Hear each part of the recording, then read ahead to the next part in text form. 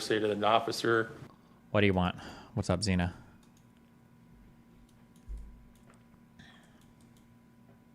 Okay. Hey, there's a guy over there with a bat, and that's How's it going, concerning Steve? me. Can you do Hi, something what's up, about man? it? No. I know you saw me shit posting in chat for a while, and I felt bad to keep pushing it because I know that you're seeing the message. I do it too. I see the message. I'm ignoring it. I don't want to fucking deal with this asshole right now. But you came in here. You've exposed yourself for some reason. Why? Why would you do that? Well, in case people want to join, I just want to be in the room. Sometimes I forget that I'm not in there. Okay. Man.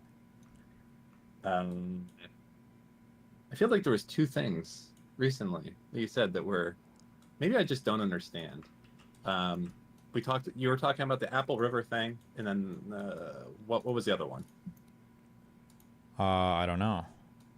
The one where we just watched the lady with her husband that just got killed by the cops, or what? Or Kyle Rittenhouse, or It's fine. The Apple River one that's good enough. I feel like I think I disagree with you on everything, and I'm not trying to be contrarian. I think the difference that we have is so let's start with you think he should have first degree murder, yeah? first or second. The first one is harder. I'm not sure. I'm like less than 50% on that, but the second three, I feel, yeah. Okay, so for first, I think that's totally outside of the question because I think the most important part of first degree murder is the premeditation. Now, I couldn't find anything specifically stating how much time needs to pass for something to become premeditated versus something happening in the action. It's whether or not when he's stabbing them, is he pulling these out knowing that he's stabbing them with the intention to kill them, basically. And I feel like when you've got a knife and you're... No, that's not premeditation. Premeditation is like, do you have a plan to kill them? Are you thinking about... No, I don't think so. Premeditation just means that you're acting with lethal intent, knowing that you're going to kill the person. No, it's not. It's about setting a plan, a time, what weapon am I going to use, etc. Versus I have a knife on me, and I think I'm going to have to kill these guys right now. That Okay. I feel like that's like reflecting, basically. Well, I mean, we can look at like what the definition of Sure, first. you can go look it up. I already looked it up. That's not premeditation. That's what a lot of people think it is from like movies and shit. Premeditation means you're like making a plan and shit, but it's not. Like lethal intent of premeditation can be done in seconds, depending on like if me and Melina are like in a huge fight, and then I go into the other room and I grab a pistol and I come back out and I start shooting and killing her. Like that can happen in the course of 5 seconds, and that's premeditation. That'd be first degree murder. Xena, you have to say something or I'm banning you. Why do you keep joining and leaving over and over again? You're triggering the fuck out of me. By accident because I swiped out, but I was going to ask a question when you guys are done. Oh, okay. All right, that's fine. About Myron's recent tweets. Yeah, you're I'm good. just Okay. waiting for you guys to... Okay, you're then fine. I'll derail. Okay, gotcha. Also, both of you are very quiet, but I'm not changing your volumes anymore, so good luck. But go ahead. I shouldn't be quiet at all. I haven't changed my shit in the slightest. Okay. Is it actually silent, or are you like trying to troll me? Actually, it won't work on me like it works on you. That's fine. Okay. I'm going to leave to get on with my computer since my voice is silent. So I'll be right back. Gotcha.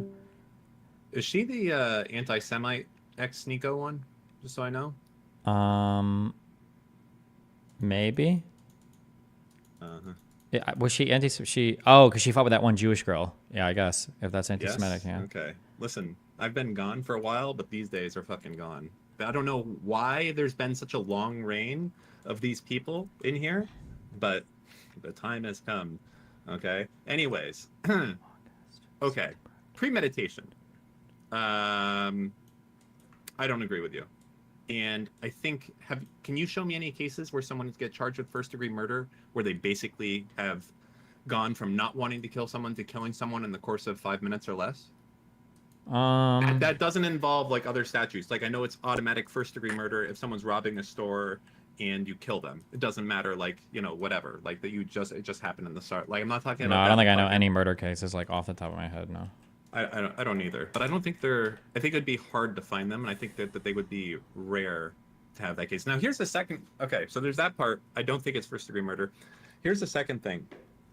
On brandishing, because this is a challenging thing, I think.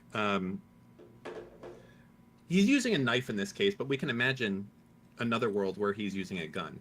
So you are, in some cases, the idea of brandishing a pistol and not using it could possibly be used against you in a self-defense case? True or Because it false? shows that you don't. Well, you're asking true or false. Obviously, the answer is going to be unintuitive, and I'm going to say false because you're not even using it. How could that be used against you? But then I'm pretty sure you're going to say, well, true, because technically, if you're brandishing a firearm but you're not using it, that means that you're threatening with a gun, and you don't truly feel like your life is in danger because you didn't actually have to use it. Yeah, so that's something I think is like a really strong point to make about like, okay, so why didn't this guy just like say, hey, I have a knife, you come here, I'm gonna fuck you up, I got a knife, look how big it is. Because by the act of doing that, basically takes away that he wasn't in fear of his life. Like if he did that, he's brandishing. Okay, if you had enough time to brandish, you had enough effort to go and kill, essentially, right? That would be the line with a pistol, right? If you pulled out your gun and you don't shoot someone, then you basically can be argued that your life isn't in danger because you didn't kill them at that exact moment. Sure.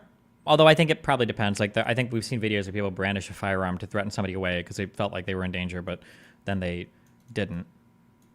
The other thing that's more, I think, interesting is it's almost not based on what should be the case. Because should it be that some fat fucking guy on the river that has a pocket knife in his back thing can literally kill someone because like a bunch of teenagers are kind of fucking with him and he probably knows his life isn't in danger? The answer legally should probably be no. There should be a way out of that for him. But legally speaking, I feel like the act of him having the knife makes every confrontation that he has become a deadly confrontation, because if he loses control of the situation and they get the knife, then they have a lethal weapon on him. And that's kind of the catch-22 of carrying a weapon or carrying Yeah, but I think the law kind of reflects that. I think the jury is allowed to deliberate.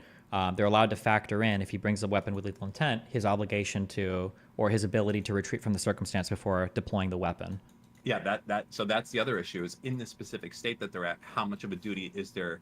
And in a lot of them, for whatever reason, they have none. You can just be like, I have a gun. Yeah, no, sorry. And I say I have a gun. If you have a gun on you and there's a bunch of people that start fucking with you, the law just says, hey, fuck you. You know, you can just pull out and fucking blast them, even if they were kind of JKing around. And that's the law.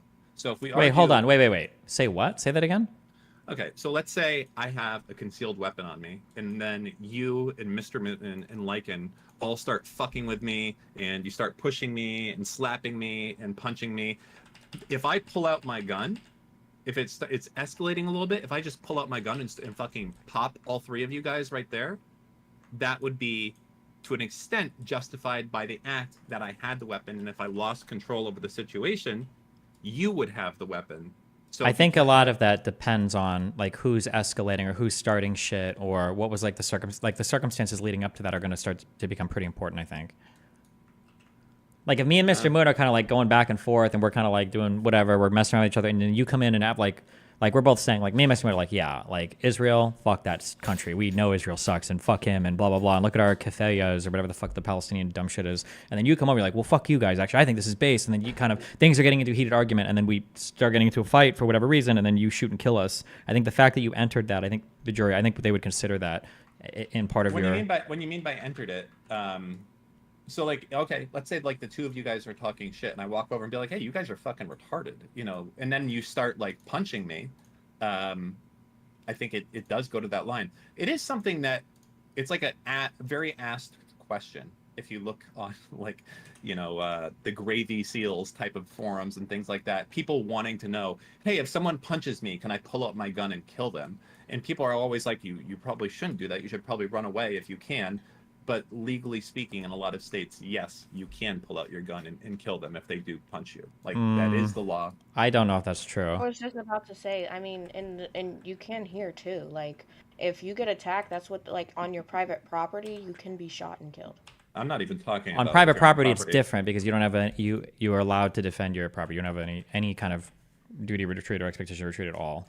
Well, there might not even be any duty to retreat at all in some states. And sure, but people are going to specific, yeah. But the jury is allowed to consider how easy it would have been for you to remove yourself from the situation before you started to use lethal force. And if it was really, really easy for you to walk away and you choose not to and things continue to escalate, I think that'll weigh against you if you're using a self-defense claim.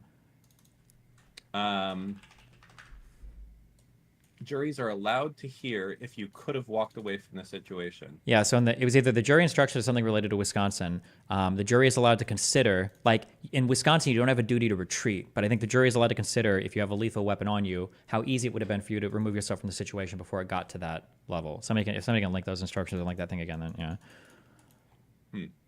I mean, how do you feel like the?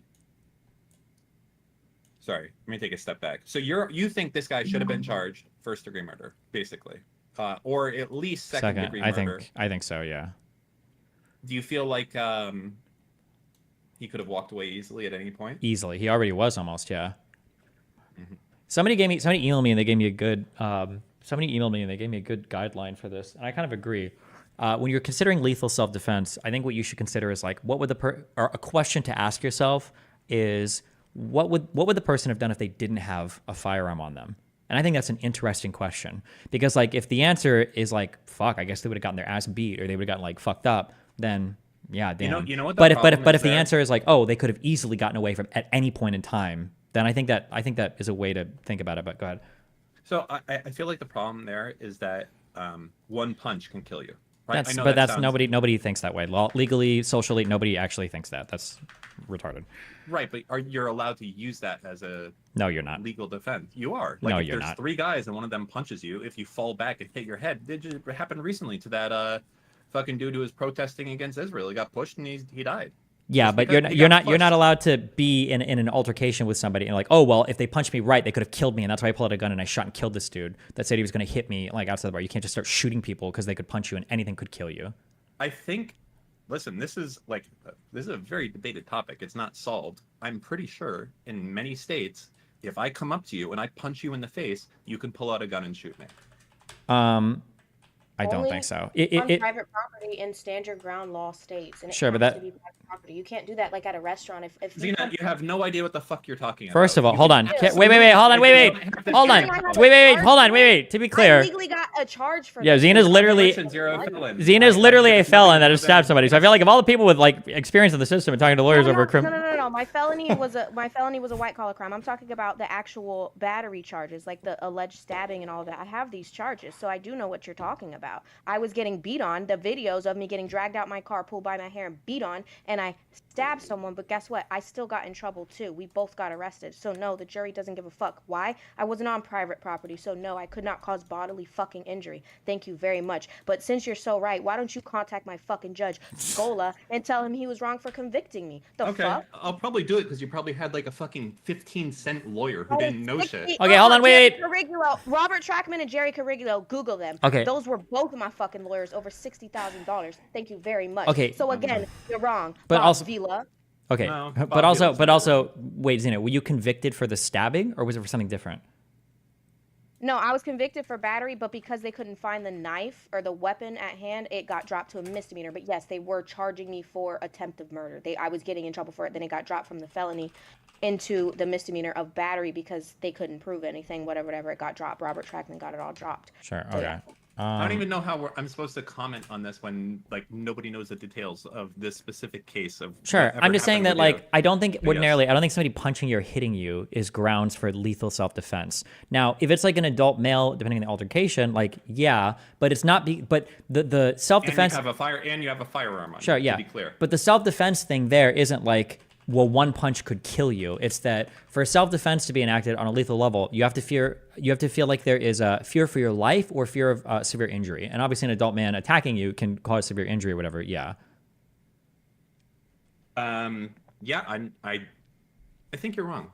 I think in many states, well, we can probably find out pretty clearly, but I believe in many states, if you have a weapon on you, concealed or not, and someone comes up to you and punches you in the face, I think that you have the ability to do it. You don't have a duty to retreat. You have a duty to defend yourself. You don't have a duty to defend yourself. I don't know what that means. You can defend yourself. Yeah. Well, sorry. You don't have a duty to run away on that case. If someone comes up and punches you in the face, and yeah, absolutely. Just because you don't have a duty to retreat doesn't mean you have a duty to kill every single person that hits you, though. I'm not saying you have to do it. I'm saying or that you can kill somebody that hits you. you. Necessarily be found guilty as a result, and I think that is not a settled piece of law where you would say, oh yeah, you're definitely going to either be innocent or not. Well, I think found that guilty, that none of that can be settled because these are decided by juries. But I mean, the likelihood of a guy walking up and like he just punches you and then you pull out a gun and shoot him. I mean, without any other aggravating factors here, I think people aren't going to look favorably upon that. Like, oh, well, he could have killed him because it's a man punching him. Yeah. But I mean, who knows? I guess we could try to dig through and find cases and see where it's worked or hasn't worked. Or why is this fucked up? Oh no. Dan, can you first? Sorry, Destiny. Can you first pin down Dan on being 100% wrong on premeditation? No, he's wrong. Okay, premeditation. In fact, when you look up on it, it says reflect for a period of time on the action. Reflect for what? We'll go find some. Are you sure it doesn't say right here. any period of time, or that it can take any amount of time? Okay, let's find some stuff that supports what I think. And then- Based. yes. Okay.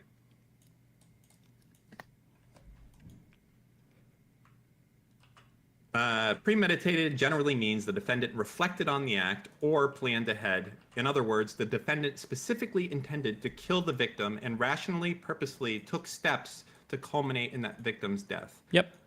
And then there's differences of that versus second-degree murder, which is using weapons that are already at your disposal, using the behaviors, sorry, not the behaviors, but the environments in your proximity versus creating something new. Let's see.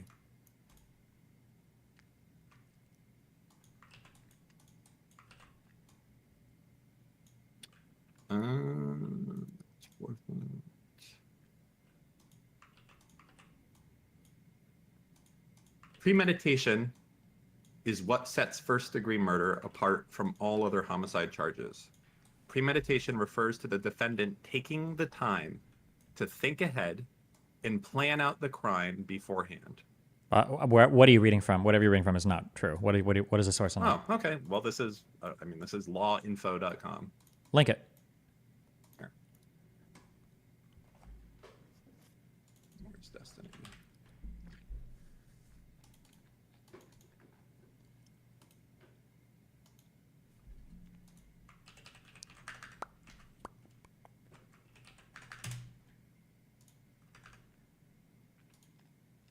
First-degree murder is the act of killing another person with malice aforethought. Malice aforethought, or aforethought, sorry, means with the intent to kill. Each state has its own definition and penalties for murder.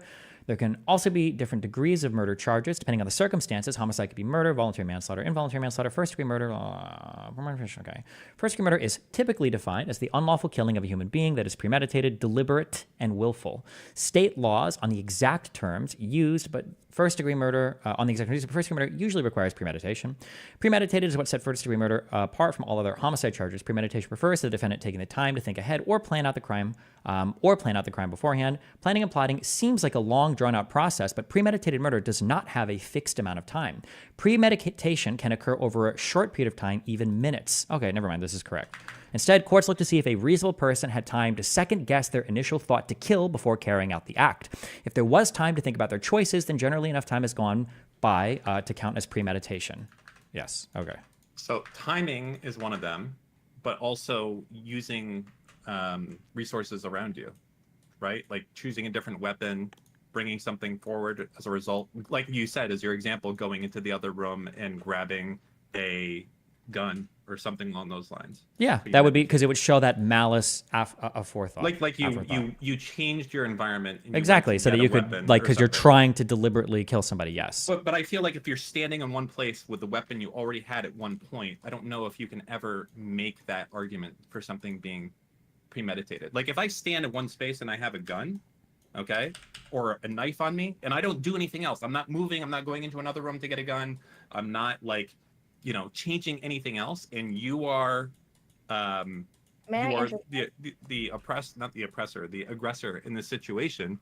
I don't see how you ever say, like, what are you going to say? Like, oh, you're thinking in your head, like, oh, I'm going to stab him in the stomach or something on that case. I don't know if that's going to be enough to really do it. Isn't premeditated still considered over a course of time, though? Not a course of moments, like within minutes? though? Like first degree would be it does- within minutes to a day, whereas It, premeditated. it can be is that minutes. Hold It on, depends it's, on what happens. hold on.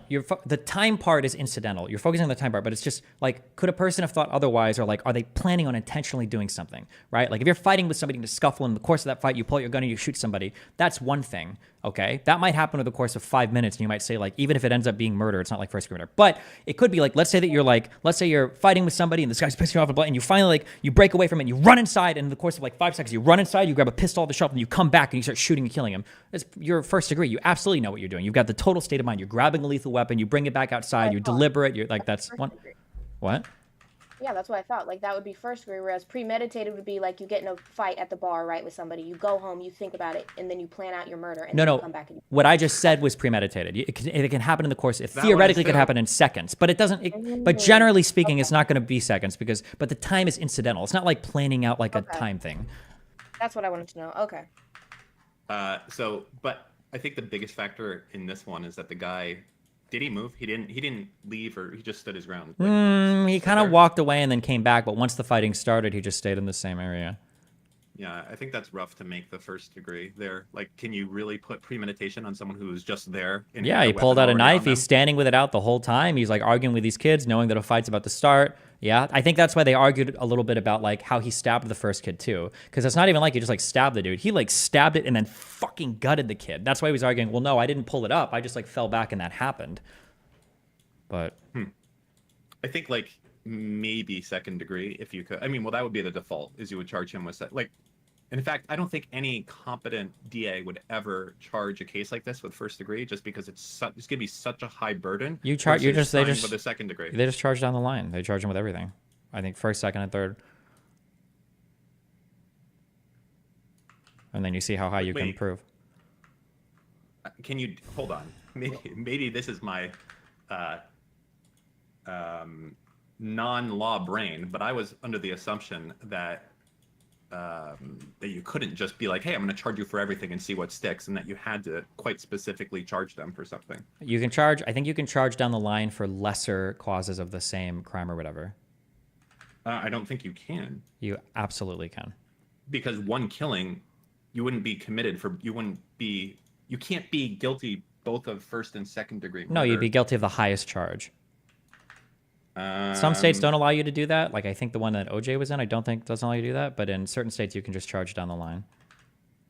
Okay, so in California, you can't do it. So you're in Wisconsin, they can just charge you with first, second, third degree murder, manslaughter, everything, and just see what sticks, and then go with the highest one. Yeah, whatever the jury's Wait. comfortable convicting on. Yeah. That seems like a unique Is circumstance.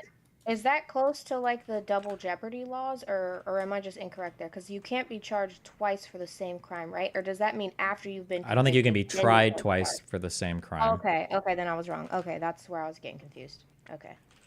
Love how we have all the lawyers in chat saying I'm right, and all the lawyers in chat saying I'm wrong. Meanwhile, all of you guys are fucking gooning right now, not knowing jack shit more than me. Well, remember for watched lawyers, more for most Law and people, Order, CSI. I've got a lot of lawyers in chat, but they're all like corporate law or whatever, or other types of law. Like criminal lawyers it's a totally different set of law. They should have all taken crim law and law school, but it's not like I'm gonna remember like all the bullshit about it. Interesting. I think crim law is generally considered like easier class. You take it and you forget it because it's whatever the fuck. But criminal law should be simpler than like civil procedure and shit, because everybody should be able to understand criminal law, because it's like the state depriving you of shit. But you might not necessarily remember it 5 years out of law school, or 10 or 20 or 30. How do you feel about that whole charging you down the line? Do you think that's something that is good to have happen? Do you think that's like a good feature of the law, that should be the case in most? I don't know. I lean in favor of it, but like maybe I it's lean heavily favor in not of doing that. It seems incredibly fucked. why does it seem incredibly if far? charging down the line would be having multiple charges for one case, right? Like, for example, aggravated identity theft, access device, conspiracies, all for one case. Maybe, yeah. That would Somebody, be the real quick, charge, somebody in right? chat said me saying charging down the line that's not the correct terminology, but that's referring to something different, and you're supposed to say lesser included offenses or something. Sorry, that's why I might have been speaking incorrectly or using the wrong thing for that. So would that be the same of what you're saying, or no? What would be the same? Like having multiple charges for one crime. I don't know what multiple charges for one crime means.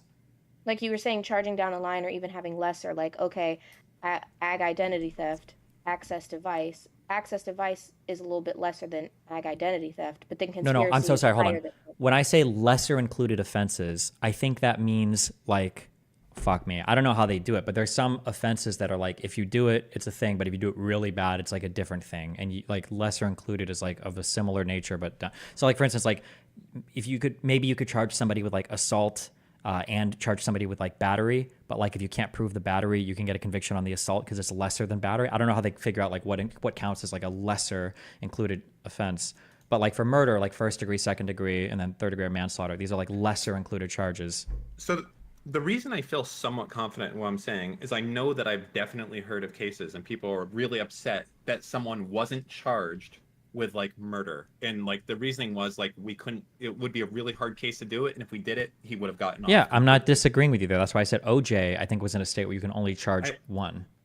But This there's a might be, like, state by pretty- there's a pretty state by common, right? state there's a state by state thing. I don't know how many states allow for lesser included charges or not. I'm not sure.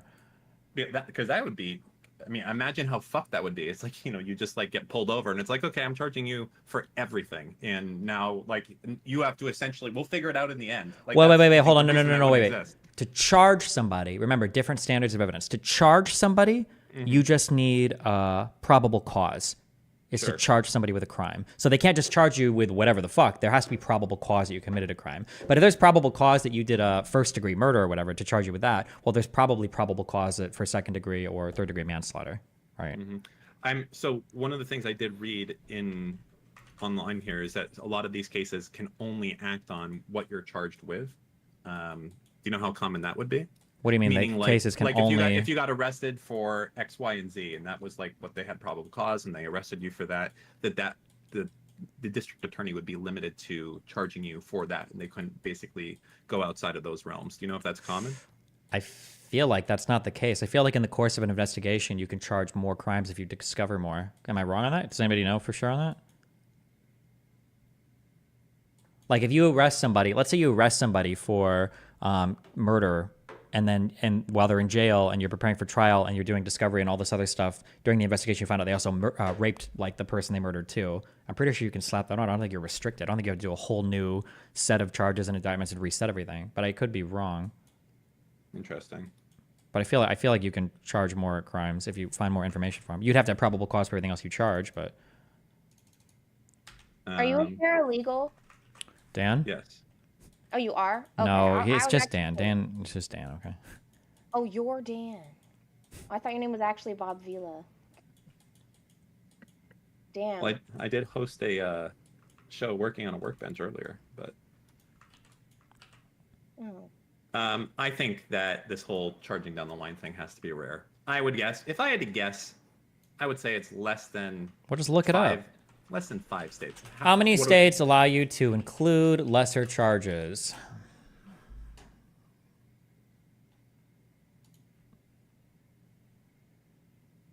Oh my God. Which states allow lesser I was Googling included too. offense?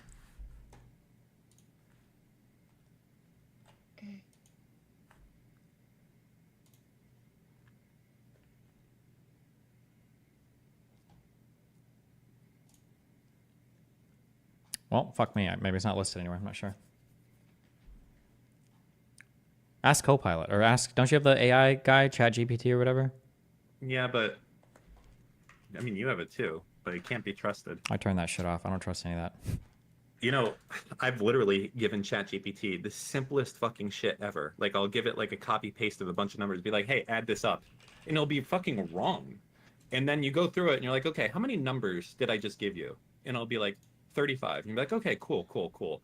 And of those numbers, how many of them end in a 0? And it's like, oh, like, dude, like 12. And you're like, okay, great. So when you add those up, what's the number? And it gives you a different one. And then what I want to do is be like, then why the fuck did you give me the first number that was wrong the first time? Do you want to explain that? And it just says, oh, sorry, my mistake. It's like, yeah, no shit, your mistake. How did you fuck this so up? It's just, I don't know. Yeah, Anyways, somebody that's like- posted a thing. Do you remember? Did you hear anything about like the mens rea dolo specialis disagreement I got into with Yeah. Yeah, They- somebody in my subreddit posted a thing where they were like, "Oh, well, I asked ChatGPT, and here's what ChatGPT said."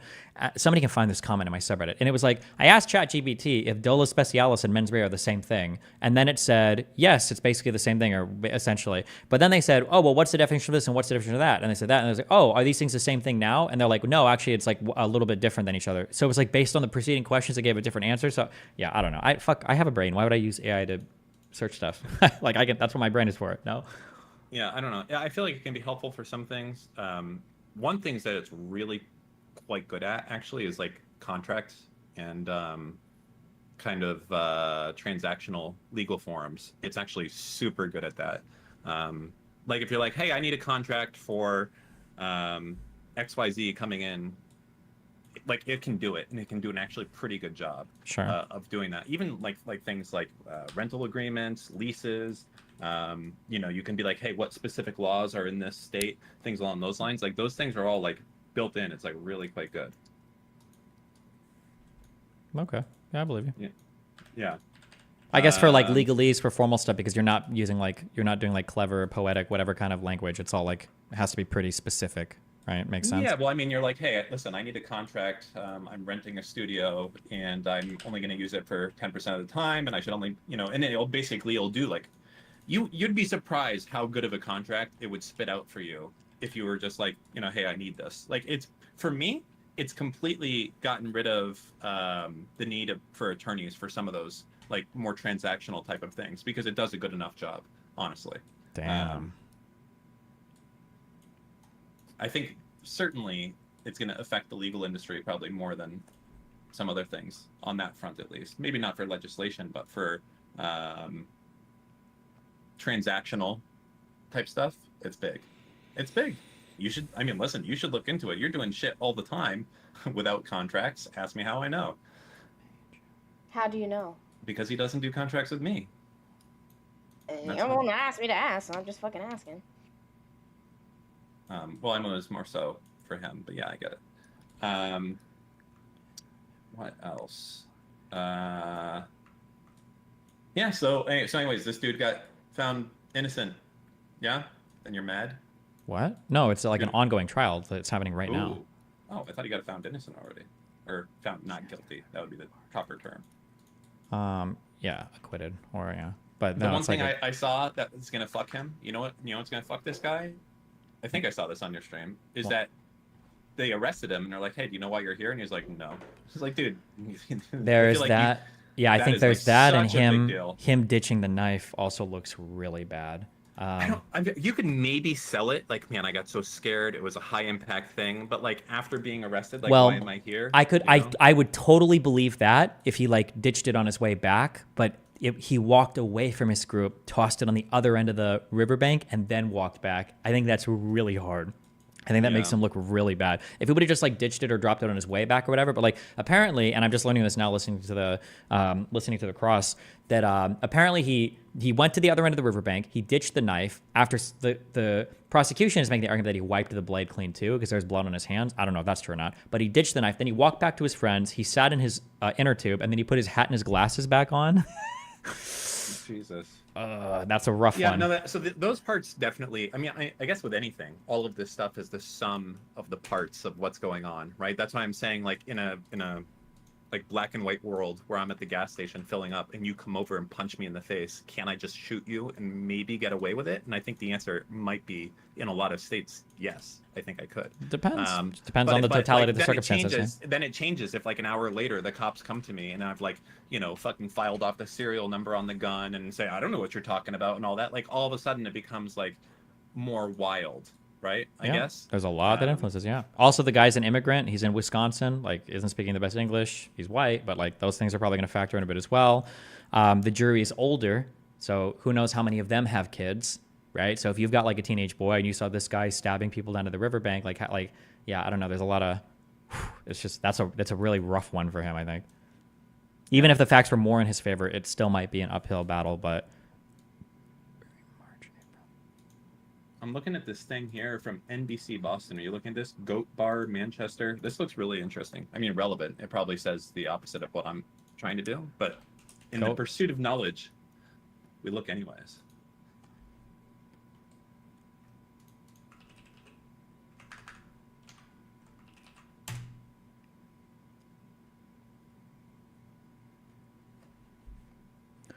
Would there be a single disadvantage to importing more civilized immigrants who will rid the country of all rowdy white trash teenagers? I don't know. There's absolutely no reason for the defendant to be in fear. He was bigger, he was madder, and he had a loaded Glock stuffed down his pants. Gunman convicted in deadly shooting outside Manchester, New Hampshire bar. Okay. Also, keep in mind, guys, I'm going to keep reinforcing this, okay? You know how some people say, like, oh, well, debate just has to do with who's the better speaker. Like, that's it. Debate isn't actually who's right or wrong. That people will say that about debate. That's actually true about jury trials. Jury trial is not telling you, like, there's a procedure that you follow in terms of what can be charged and what can't be charged and all of that. But in terms of guilty or acquitted, that's just a debate. It's a debate in front of the jury, and whoever debates the best off of whatever they want to debate on is the winner. It doesn't necessarily determine who's right or wrong. Because like I said before, wait, did I ever get your opinion on this? Do you think that the one guy was okay for self-defense in the mall when he shot those two dudes that were sticking the phone in his face, calling him a pedophile? Fuck no.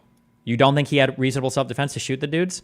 For being recorded and just having a camera shoved in their face? Yeah. So in my opinion, I think No. that was crazy. But he was, It was definitely crazy. but he was like, completely acquitted. He 100%. Yeah, no, that's fucking Uh-huh. wild. That's what I'm talking about. Like, the dude didn't even get punched in the face. Nope. It's fucking crazy. That's He should- wild, No, there's yeah. no. But like, to me, would it have been different if those two guys came up and like punched him in the face? I think that's different. Taking a fucking video, I can't believe that got acquitted. I agree with you. That's Yeah, that's fucking wild. nuts. But that's a That's a wild. jury trial, And right? Anything can happen. Yeah. that is a good example of the opposite of what we're reading about here. Mm-hmm. And it's just so crazy. Like, I don't know how you can have such completely conflicting legal precedent, I guess. But Well, I think it's- all state-based. Yeah, I mean, it's true. You just have to figure out how you think a jury's going to rule.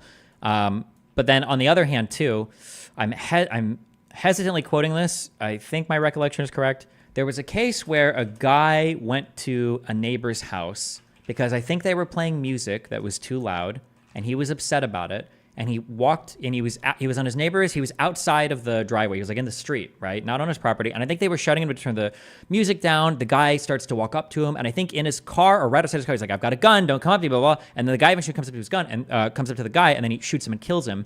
But I think he was convicted of. It might have even been first-degree murder there. He was convicted of it because he went to the house and started the, I guess, altercation where he's shouting at the dude and he brought a gun with him. And I thought in that case, bullshit. I feel like that's self-defense. Like, if you show up to complain about some shit and you have a gun, you tell someone you got a gun and they're still coming out to you, like, how the fuck are you going to say this is murder? That's wild. Unless I'm missing some crucial, essential fact of that case that I just can't recollect or didn't read. But yeah, that was the one where I thought it should have been self-defense, but it wasn't. Yeah, I can't. Of all the crazy shit that's happened in the world, the fact that that dude got off from shooting those YouTubers is fucking. I can't believe it. That's mental. That is Yeah. absolutely mental that happened. It was like the what did he do after? I thought Because it that was was the the most most- yeah. casual. That was like the most casual, like Jason Bourne, like quick shot thing I've ever seen in my life. I don't know. That's fucking like that was wild. That whole situation being the case.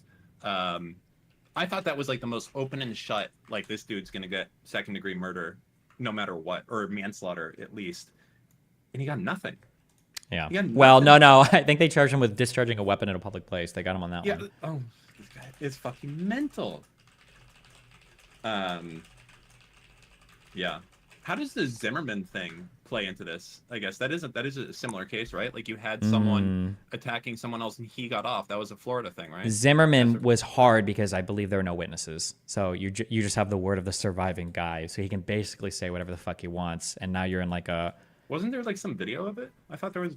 Wait, am I making that up? No, I don't think there's any. No, I There might have been don't video know of the if I'm kid making it like up either. beforehand, but I don't think of the actual altercation or anything near it.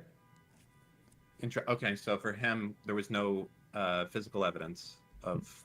No, which is one of the scary things in a society about allowing people to have a self-defense thing. Like, sometimes you might be better off killing somebody than just defending yourself because if they're dead, you're the only one there to testify. You only have the 911 call, yeah. Yeah, that's fucking crazy. The YouTuber didn't die. Yeah, that is true. The YouTuber didn't die, but still, you can't fucking shoot someone that points a camera in your face. How the fuck did they? Yeah, but then the question there is, do you think the jury just let him off because people right now, I don't know how online my opinions are, but do you think normal people know of and fucking hate prank YouTubers? It might just have been know. that. Like, Here's the other thing: is how much do cases like that affect how does precedent work? I guess, right? Doesn't here we at have all. a case. Huh? There is no legal precedent on things like that. You can't be like, hey, this dude got away. Why am I even here? This guy got off. Like, it doesn't affect in the slightest. I believe that precedent is only going to matter for stuff like procedure or like when a judge is making a decision on something, but I don't think a jury doesn't have any obligation to, they're not supposed to know, cite legal precedents. I think that's more in like non-criminal stuff. That's like in other cases. I guess like think. the I don't know what state that happened, but like, let's say I'm in the same state and you came up and you started like photographing me in the same exact way. Like, if I pull out and shoot you, like, can I just be like, hey, listen, almost the exact same situation came up and they found the dude not guilty, or they found the dude just of this. So what are we doing here? Are Like, you get to use that? Okay, this is a good lawyer question. When you're citing legal precedents, are you citing to jury verdicts, or are you just citing to procedural stuff? Because I feel like when you're citing precedents, what you're doing is like, let's say I go outside, a guy walks up to me, and I tell him to fuck off or some bullshit, and then after I tell him to fuck off, the guy like pisses on me, and then I try to charge that dude with a crime or something. In like the filing the motions, like if you're looking for summary judgment or if you're looking for dismissal, like a lawyer might file a motion to the court and say, okay, well, hold on. When this same complaint or this same case came up 3 other times, these judges in the same state all dismissed this as saying they have no standing for this case or whatever, so you should dismiss it. I think you might be able to do stuff like that, but I don't know like how. I don't think you'd ever cite like, well, the jury ruled this way in this verdict, so you should dismiss this case. You know what? Maybe it's only after appeals court that you can cite the shit. Also, that might be the case. Also, like, it doesn't matter what happens until something gets appealed. But then again, the state can't appeal a not guilty verdict, can they? The state can't appeal. Can the state appeal not guilty? No shot, right? That would They be can't. that would Yeah, suck. they can't. Yeah, Somebody they can't. Stalled said, courts create precedent, not juries. There may be some edge case I'm not aware. Okay, that would make sense. Yeah, so it's all like kind of on procedural grounds. Interesting. I know there's an alarm going off. I don't know what the fuck you guys want me to do about it. Okay, What's going on? Oh, the some beeping. fucking moron. His car alarm is going off.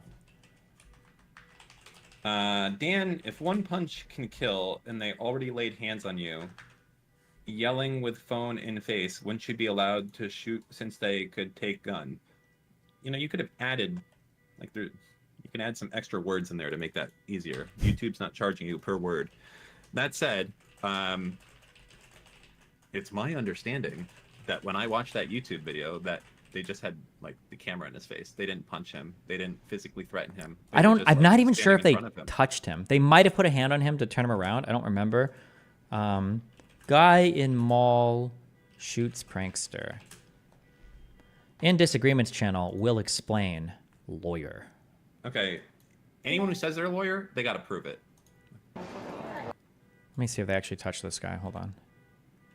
Hey, Hi. so in Wait, court, you hold have up. questions. Yeah. Where'd you Prove that graduate you're a from? lawyer. What do you do for law? But yeah, first, hate to do this. Actual proof of lawyer, not just. No, saying we don't need it. something. No, I don't want to see your fucking life. That's fine. Then it's meaningless. This No, could it's just fine. be Listen, DDD half the matter. lawyers in my community say retarded shit anyway, so it doesn't matter, okay? Wait, but I'm just curious. Where'd you graduate from? What kind of law do you practice right now? I graduated from Duquesne Law in Pittsburgh. I'm actually leaving the office right now. Okay. I've practiced personal injury law and I do corporate defense litigation. I don't do criminal, but what I'm about to say Okay. is not specific to criminal. Yeah, that's He fine. Okay, sounds cool. like he sounds like he knows what he's talking, or it's a good troll. But I, you know what? Just to put it out there, I'm pretty sure I could sound that good. Also, He said he's if I was leaving trying the to- office, Dan. Come on. I know. He's but I'm leaving just- the office. I would do that too. That's you include that always for Okay. sure. Like, I just left the office. But anyways, go ahead. Go ahead. So you have questions of law and you have questions of fact. When Mhm. it comes to precedent, that goes to questions of a law.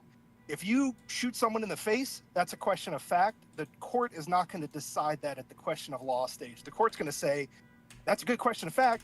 That's for the jury to decide. And then it goes to the jury. Simple as that. Wait, so say that again. I had someone. So So what he's saying is, let's say somebody charged somebody with Yeah. let's say somebody charged somebody with murder, okay? sure. If you wanted to get that dismissed to a judge, you would have to file a motion. You would say, well, hold on, look, yeah, in the motion past, when to you dismiss, charge people with murder, the person actually died or something like that. Like, so this it doesn't even apply here. Like, prima facie, there's no case. The facts don't even attest to a broken crime. But if you say, well, hold on, you're claiming this guy murdered him, but like my client, like he didn't have a gun or he didn't even do this. Those are statements of not law, but those are statements of fact. And those are things that a jury would have to decide. The jury isn't going to decide like the law. They're just going to decide the facts of the particular case. That makes sense in that case, for sure. Like if you're getting charged with murder and you're like the dude's still alive, that would be a way to dismiss completely, for sure. Yeah. So is that the basic litmus test, like absolutely provable fact in this case that has nothing to do with prior events? It's only fact based off of this specific case. I don't know what are you asking? So it's only off of direct facts. You can't use anything of prior cases, essentially.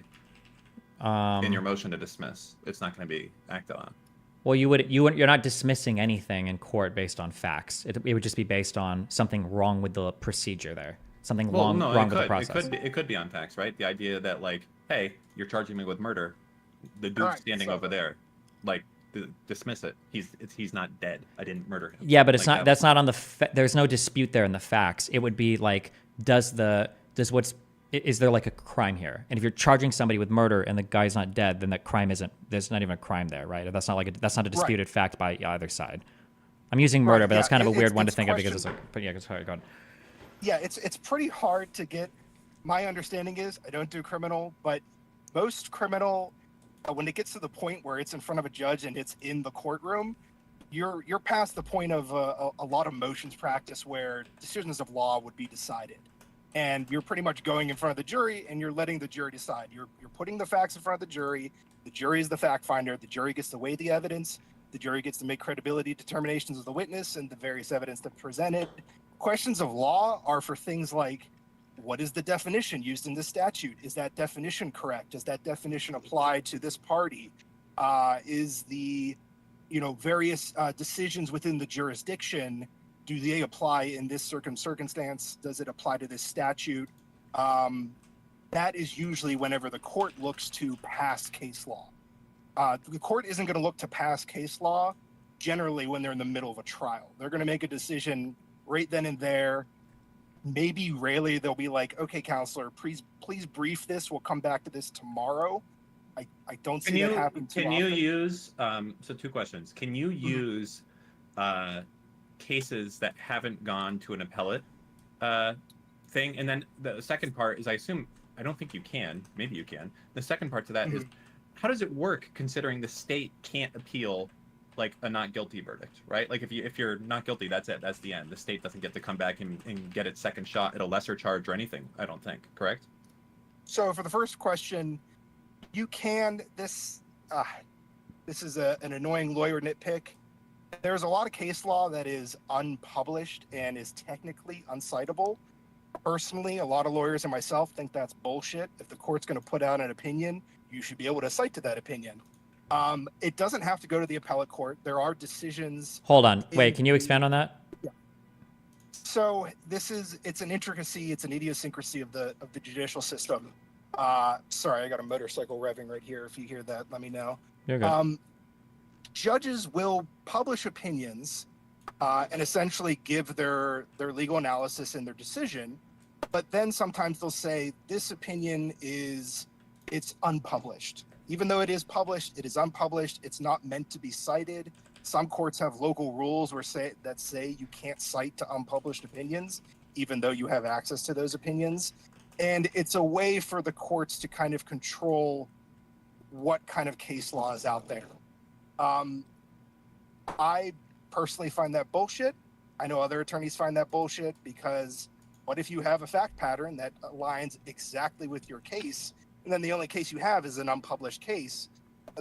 If a court would go, well, you can't use that case because it's unpublished, even though it fits exactly to your fact pattern, that's kind of unfair. Do you think that it doesn't might go be the to- case that so in terms of I'm talking in terms of like Supreme Court stuff, but I guess this probably applies to most courts. If you want to be like broad or narrow in your ruling, wouldn't like an unpublished case just essentially be like the most narrow possible ruling that you could provide? And maybe it's because while the fact pattern might be one thing, there's other like extenuating circumstances that you don't even want to fucking like, you just don't ever want somebody to reference this case. Say like a kid said he killed somebody, but like there's like this kid was also like the #1 volunteer in your local community and he saved like 7,000 lives with CPR, and it's like the chances of, and like the fact it's just like such an out there, like this is like this is like an unpublished opinion. I understand why some people could see that as bullshit, especially would bolster your case, but isn't that just the judge basically saying I want to make the most narrow ruling possible? I don't ever want this to be referenced in another case. But that maybe you think that's bullshit, or yeah. if most unpublished opinions were like that, where Mhm. it's like a really unique fact pattern and it could never be used, maybe. And I can understand the argument there that that's why they do it. But most unpublished opinions probably aren't that. Most unpublished opinions are probably for bullshit laws that you've never heard of and never dealt with. And they're for stuff that is just mundane. There's nothing exciting about it. There's nothing that unique about it. And it's mostly just the court being fucking lazy and not wanting to go through the process of publishing it and giving it that little added weight that lawyers can use. So Okay. that might be the explanation they give, is that, oh, we want to narrow it. And in some cases, sure, that could work. Let's just take a hypothetical example here. Something Okay. that doesn't make sense, but we're just going to use it anyways. So let's say in Florida, a year ago, someone was driving their car. They had just brushed their teeth and did mouthwash, and they ran someone over. And it was determined that that brand of mouthwash had an enormously high, ridiculously beyond the pale alcohol content, and simply using it caused you to be drunk. And the jury found him not guilty as a result of that. Now, fast forward a year, okay, the same exact thing happens. Dude goes into his car, brushes his teeth, uses the mouthwash, and kills someone driving, found as DUI. Almost every situation completely the same. Can that court use the case, or sorry, can the defendant use that there was a prior action exactly the same to be like, hey, this should be dismissed. This has already been decided that, when you use this thing, shit can happen. Or does it not count until it goes to an appellate thing? And then the second part of that is, how does anything go to an appellate if the prior defendant wins? You would never be able to cite it, right? Okay. Let me tackle that. So I think you have 3 points here. So the first point, you have like the exact same fact pattern, everything 100%. Yeah, I know it's unlikely, but yes. Yeah. No, it's unlikely. The reason that is probably going to still go to a jury is because the jury still gets to make credibility determinations. So even with a fact pattern 100%, the jury's going to have the opportunity. Most judges are going to say, well, the jury has to listen to the witnesses. The jury has to look at the documents. I guess you could say that the credibility is also 100% one-to-one. I don't see how that's possible, but generally that's what a judge is going to say. Well, I mean, I guess we would be looking for something that's, as little people and wet work, so to speak, as possible, right? If you can imagine that case, almost like, I don't know. I think the issue is that the issue is that, like, when you're going to court, the issue is part of the deliberation a large part is going to be over the fact pattern. So like when you say that the fact pattern is the same, some guy drank a brand of mouthwash and did X, Y, Z, and blah blah blah. Okay, I have a better example because it takes all the bullshit out of it completely. Well, okay, I think even with your example it works. But I'm just saying because there's other stuff. It's like, has he done this before, etc. Yes. Like a better example would be, I made a contract, and in that contract, there was a specific line at the end that said XYZ, and the court found that line protected the client. And then someone else used that exact same contract, exact same line. Should they be able to have, in that case. Yeah, so you're getting into something different there. You're getting contracts or civil matters. Well, no, so I mean, this would be like if the FTC was coming after you because you were scamming people, right? In that case. Yeah, when you're dealing with written documents and you're dealing with circumstances that are one-to-one, it's a lot easier with a written document. Whenever you shoot someone in the face and you're dealing with witnesses that witness the crime, you're dealing with So again in that case, so let's say the FTC is criminally charging Steven because his terms of service is not up to code or whatever, right? But then Steven finds out that the FTC last year criminally charged Vosh for the exact same thing, who has the exact same terms of service, and that jury found that the last line in the terms of service basically admonished him, and they was found not guilty. Are you saying that Steven cannot use that prior legal result, even though the cases are almost exactly the same, at all, and he can't use that? In that circumstance, when you're dealing with a written document and you don't really have to examine the 1 second. You don't have to examine, you can examine, but you don't have to go into evaluating perceptions that require a credibility determination. When you have like a written contract like that, I could see a motion to dismiss on that. I could see someone citing to a case like that. Mind you, you might not have case law to cite to. So Yeah, see, that's the in thing. It Yeah. usually would have to go to an appeals court, right? And that's where, and then like, So, oh, it went to the Ninth yeah, that- Circuit and they decided, and now you can cite that. But it feels like the government would never be able to. Well, the government can't. So this Yeah, is the government leaning can't appeal. Yeah. Right. This is leaning into experience I don't have. The government can't appeal because guess what? They're the government. They get one shot. After Yeah. that, if they fuck it up, they fuck it up. Screw the government. But that you can fucks see where- over you can see defendants where a I little lean. bit. Yeah, but that fucks over defendants a little bit also because That's now. a good point. No, that's a good point. It does. I'm sure there are criminal defense counsel that wish that there was case law that they could use for their clients, but you can cite to, and this goes back to a previous question. You don't have to just cite to appellate decisions. You can cite to trial court decisions. Now, a lot of trial court decisions do eventually go up to the appellate court. In criminal, you're dealing a lot with a lot of the appellate decisions are usually evidence and then the application of statutes. That's where you're going to get case law in that circumstance. An example would be what Hunter Biden's dealing with, where I know that's use. Your thing is fucked, or my thing is fucked. Yeah, you're.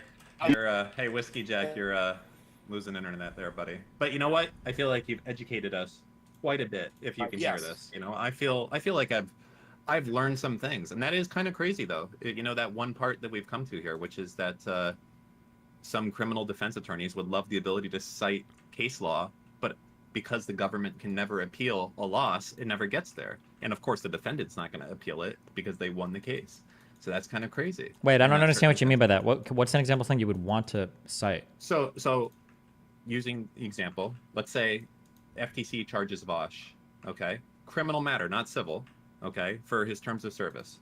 It's the exact same as you, and it goes to court, okay, but it's only gone to regular court. It hasn't gone to the Ninth Circuit appeals or anything like that. It's just gone to regular court, and Vosh won right away, and the first court. The government doesn't get to appeal to a higher level of court. That's it. That's the end of the fucking story because it's a criminal matter. So as a result of that, the problem is that there may be cases where now you are getting attacked by the FTC, not attacked, but charged by the FTC for the exact, what you feel is the exact same case, but you wouldn't necessarily be able to cite that prior case being something that helps you, and the result of that, because it did not go to the appellate division. The way it would go to the appellate division is if the FTC initially found him guilty, and then Vosh appealed, and then it went to the appeals, and then the appeals said that it was not guilty. But if you go ahead right away and they just find him not guilty on day one, it never gets to the appellate division and never becomes like settled law as a result of that. It's Yeah, just but I a trial imagine law. if the government is losing cases like this, they probably just stop bringing those cases up. I would imagine.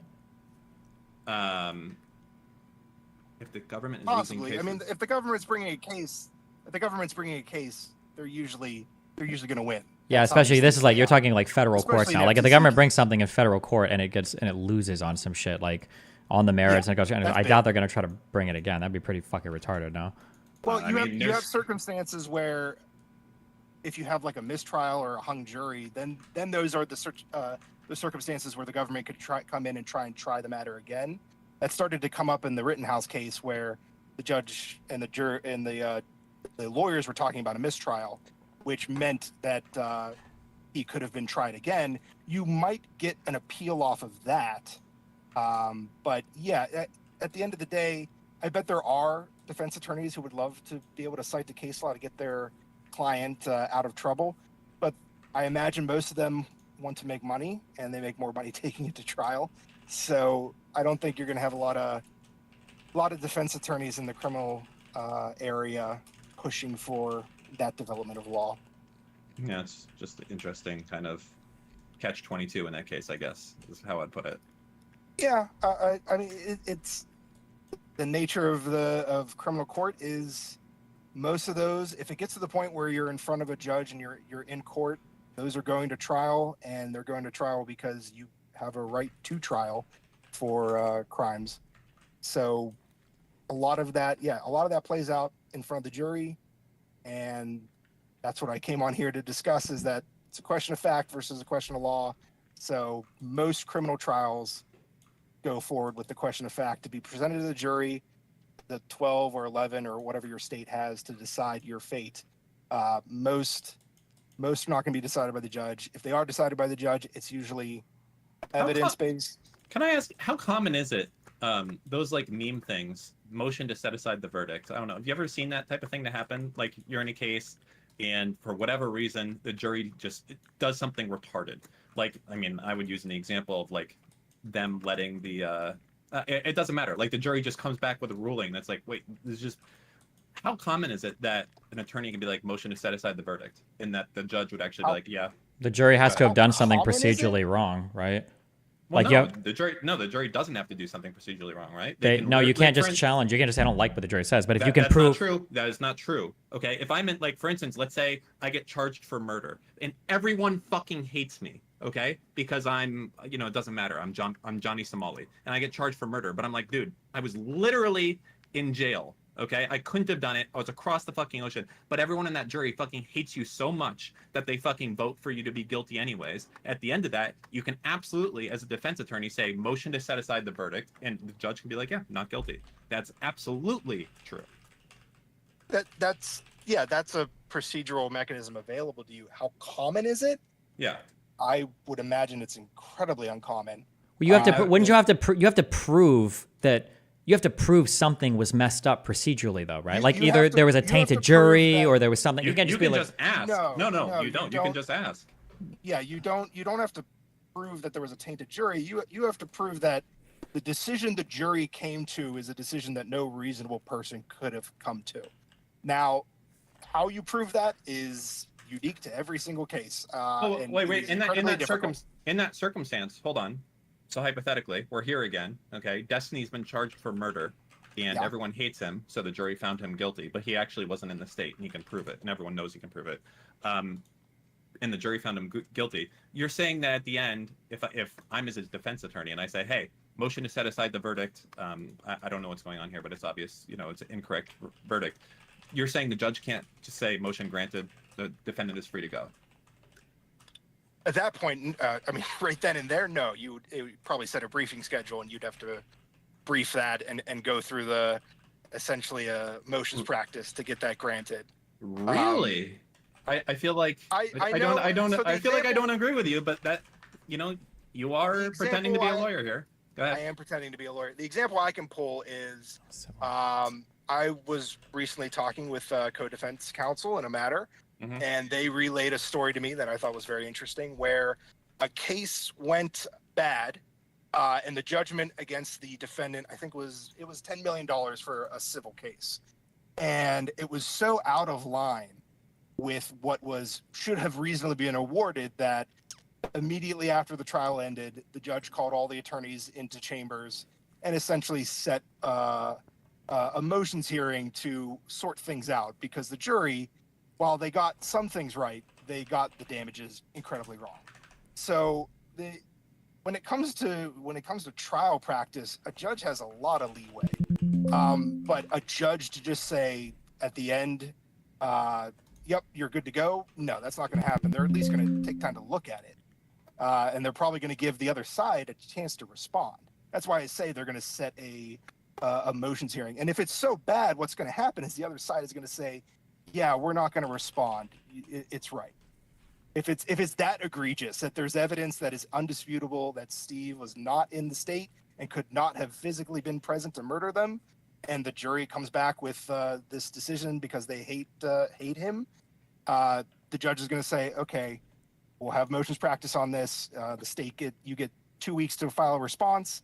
State's probably going to send in a letter saying we're not going to file a response, and at that point it would probably be over. So are you saying a judge does not have universal authority to just find a defendant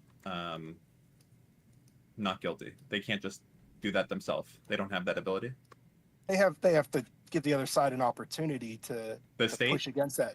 Yeah, it depending on the mechanism that it's brought. If it's brought by a motion to disregard the jury's verdict, yeah, they have to give the state a chance to respond. Interesting. But I mean, if another attorney comes in here and tells me I'm bullshit, because that's a criminal that I don't have much experience with outside of law school. I would take their word for it if they were actually a criminal attorney.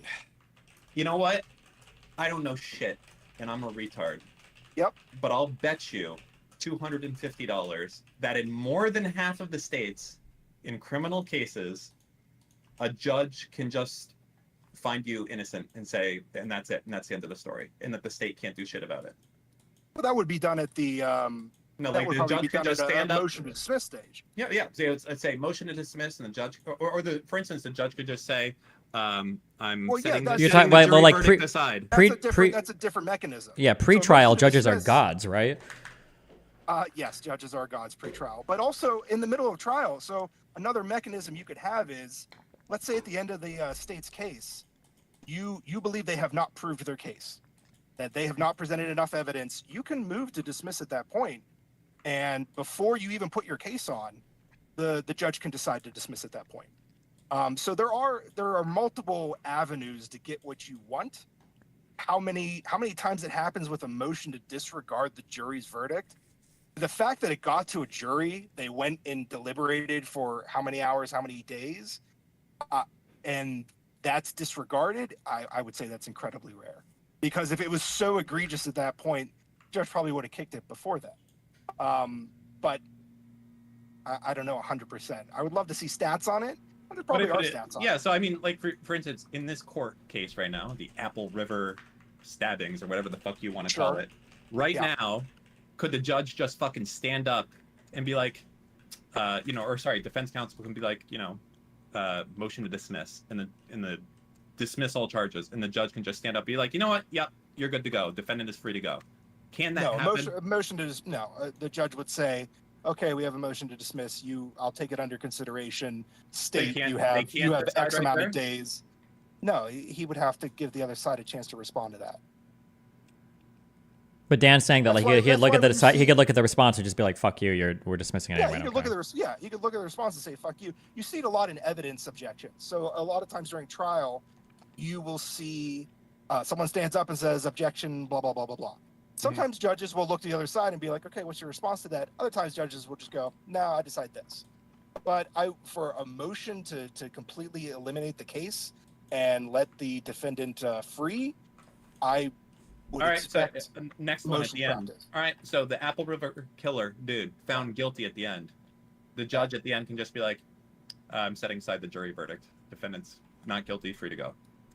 Yes or no, can they do that? That probably depends on the state, and I don't know. I think it's more than half. So that's called sua sponte. So that's the court on its own motion without any input from either the parties. There are circumstances where the court can do something without any input. Possibly, yeah, they could possibly set aside sua sponte. Interesting. It's a lot of power to be a I- judge I- to do that. How can you? Yeah, as a- judges are as a judge- gods. Are they to be removed? It's only from how does a judge get removed? That would also depend on the state. Like in Federally, general. I have In Nebraska, we Yeah, vote on our generally, big judges, You right? would have the Because the federal judges are appointed, so I'm curious if they can even be removed. There must be. I believe some way. federal judges have to be impeached. For state judges, so in PA, a judge is an elected position. But you, for indiscretions, you can be investigated by the court itself. So the various courts, at least in PA, again, this is all very state specific. You can be investigated by the upper levels of the court system. Mhm. So PA has the Supreme Court. The Supreme Court sends out all the rules to all of the courts across PA for all the counties, and generally says you have to follow these rules. You can have your own local rules, but also if a judge does something wrong, if a judge assaults someone in the courtroom, there's probably going to be an investigation done through the Supreme Court, and they will decide and can potentially kick them out. Interesting. Yeah. I mean, I feel like, man, if I was a judge or Steve was a judge, I know there would be a lot of these sua sponte things going on. I'll tell you that right now. Be like, these guys judges do that a lot. Judges are really? Judges are gods. Yeah, I've had cases dismissed before I ever showed up because the judge took one look at the complaint and went, "This is bullshit. Goodbye." Oh my So- god, that is my calling in life. That's what we need to do, Steve. We need to have our own Judge Judy show, where we assume the facts and the laws in the case and go forward based on that. Judge Yeah, Judy's but- just arbitration. Yeah, Judge Judy's arbitration. There is no pre-trial or any of that bullshit yeah, I with Judge Judy. understand. It's all and- just. but I mean, that's the meme of a She's show also that we like would the do. richest woman in existence. It's actually crazy. Is she really? Yeah, she's incredibly rich. She has made a lot of money off of her program, and it's interesting. Like she definitely is a judge. I watched her before. And Billions, like B or M? billions, I at don't least know in the if hundreds of billions, but millions. definitely She's. millions. I think she had No, the highest paying show on daytime TV for like over a decade or something, didn't she? Yeah, Damn. she's been doing it for decades. She's on every week. And they paid. I believe it's either the people pay to be in front of her, or they enter into some kind of binding agreement. But yeah, They she enter a gets lot binding of money agreement, for and that. both sides, at least like 15 years ago, both sides agree to get paid $5,000, and then I think you fight over another $5,000 to be awarded in the trial, basically. wow. Yeah. Sounds about right. Yeah, but yeah, she's just arbitration. But she was a judge, and her demeanor is definitely. Judges have that demeanor. You have other judges that are pretty nice. You have other judges that are idiots and not paying attention. You can have judges that fall asleep. Judges are very human. So Dan, you can easily be a judge if you wanted to be. It sounds like a lot of work. You probably have to like show up and do stuff. So that's going to kind of put the kibosh on That's it. why It is you a- just have clerks. You have your clerks do all your work for you if you want to be a lazy judge. Oh man, that does sound Yeah. fucking sick. I could do it. A real life Janny. You just got to Oh go to my a God. state where you don't have to be a lawyer, and then you could be elected to be a judge. There is states like that, isn't there? It can't Yeah. be many of them, right? How many of them let you be a judge without being a lawyer first? Pennsylvania is one of them That's Uh, fucking wild. That because law is in it's place. it's an elected position. So I would say the voter base, is smart enough to decide. Well, we should probably have a lawyer here, but Even though it's an Yeah, elected or appointed, can't you still have a requirement? Like for the head of the DOJ, don't they have to be a lawyer? Is that like written down somewhere, or could the president literally appoint? Dude, what about if we need? Yeah, the president can appoint anyone. Didn't that happen to Bush? He wanted to appoint like his maid to the DOJ or something, or maybe the Supreme Court. But yeah, the requirements for federal positions. I don't believe you have to be a lawyer to be that. To Well, be in it's the the same Department of thing for, Justice, but It's the same thing wouldn't for get a sheriff. Like I could go be the sheriff right now. How fucking wild yeah, is that? sheriffs are weird. They're cops, but they're not cops, and they mostly deal with civil matters. I mean, down here, sheriffs. I'm pretty sure, like Broward County Sheriff, Miami-Dade Oh Sheriff. yeah, I think they got serious fucking power. Another one would be like, what was that, Joe Arpaio retard or whatever from Arizona? Like they have real fucking power, like beyond what I would say most quote unquote sheriffs have to do crazy shit. At least I think they do. oh yeah, they have a lot of power. Yeah, Interesting. there you go, sheriff. You could do it. I mean, we just have to get elected to the position, right? How many Pretty much, people yeah. even show up for these polls? Just got to move all of DGG into one state, and then Steve can be a judge, and I'll be the sheriff, and together we'll clean up the streets. Steve, what do you There think? you go. Yeah, let's do it. Oh, you have like cops. Will the Anything podcast have like a body cam that follows you around as you do your sheriff duties? Oh well, listen, in Dan's world, okay, there's no body cameras. It's just what the police say, what the sheriff says. It's true. That's law. It's true, and that's it. Yes, You don't yes. even need a body cam because if I said it, that's what happened. Okay. Yes, love it. I'll vote for you. Okay, good. We're on Law and Justice. Thanks for stopping by. I appreciate it. What do you think the Yeah. odds? Yeah, thank you. I give this guy. What do you think, Steve? 80% odds he's actually an attorney. Not 85. 85. I'll go that far. The lawyer here? Yeah, Yeah. I imagine he probably is, right? Well, yeah, you imagine. But what are the odds you give him? 90%. It'd be kind of weird for him to 90? come in and lie. Like if he's a lawsuit and you just say so and he knew random shit, but I don't know. That'd be my guess. It is the perfect amount of sneak. You never know. You never know. You never know. True. True. True. True. So, okay. Well, I feel like that was. What are we gonna? How are we gonna do topics on our show? August yelled at me. Okay. What did he so say? we have to choose topical stuff. So Well, that okay, I'm it's sorry. like- Let me be more pointed with my question. Mm, It seems like we have a problem because if exciting stuff is happening, either I'm already talking about it on stream, or you'll literally come in to talk to me about it on stream. So everything we end up going over on any show we do is going to be like, we're not talking about, oh, remember what happened Tuesday? Like, yeah, I was in your Discord talking with you about it. So Like, how do we handle that situation though? Because August is really serious about like, hey, you guys can't just talk about fucking bullshit, which is what we love doing, of course. But we have to talk about like, today this is Joe Rogan. We got to talk about Joe Rogan, or we got to talk about I don't know. I mean, I'm sure you get the same exact shit. How do we handle that? And we could rehash it, I guess, but it doesn't feel natural. no, we can't rehash it. That won't work. Yeah, We won't fine. be able to do it. It'll be just weird. Yeah. Um, Yeah, maybe guys, I might just ban you from Discord. Sorry. And then I'll see you on like Saturdays. Peace. no, that doesn't sound like a good idea either. Got him. Not covering something seems like probably not the best strategy either.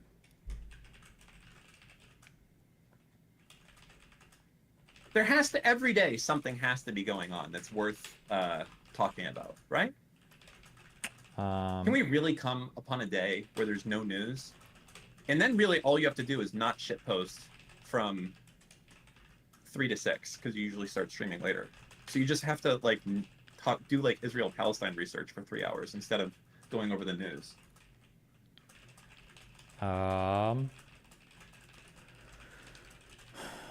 Like the issue is like, what would be something that would be exciting enough to talk about on our show that I wouldn't already be covering, or you and me wouldn't already be talking about on stream? Well, we only have 3 hours, right? If it happened that day, if something's going on for that day, there's only 3 hour period that we have to not talk about it, right? Mm-hmm. So you just have to not talk about it for 3 days. You have to like play Factorio or something. I don't know, for 3 hours. Well, so, but then I'm just like sacrificing my stream and covering shit to talk about it. No, it's just you just don't talk about something topical for the first 3 hours. Oh, and by the way, I think, did you hear what I said? You didn't say anything. I think we should do it on Thursdays instead of Saturdays. Unless you think there's an issue doing that moving forward, I guess. Because the problem I realized is that by us doing it on Saturdays, is that all the people who have lives, granted not a lot of them, but all of them aren't going to be able to watch live, and they're going to be upset.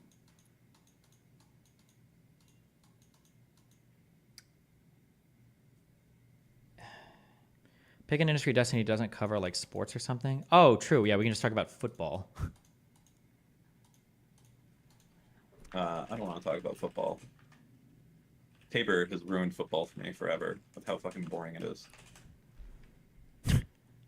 Why don't you do call-ins with viewers? Call-ins are just a crap shot, and it's really They're hard not to... good enough. The YouTubers don't care. That's the problem. The YouTubers only want whatever is fucking topical at that exact moment. No, that's not true. It's that You don't think so? August makes me feel that way. That's good. Fuck, August is wrong here.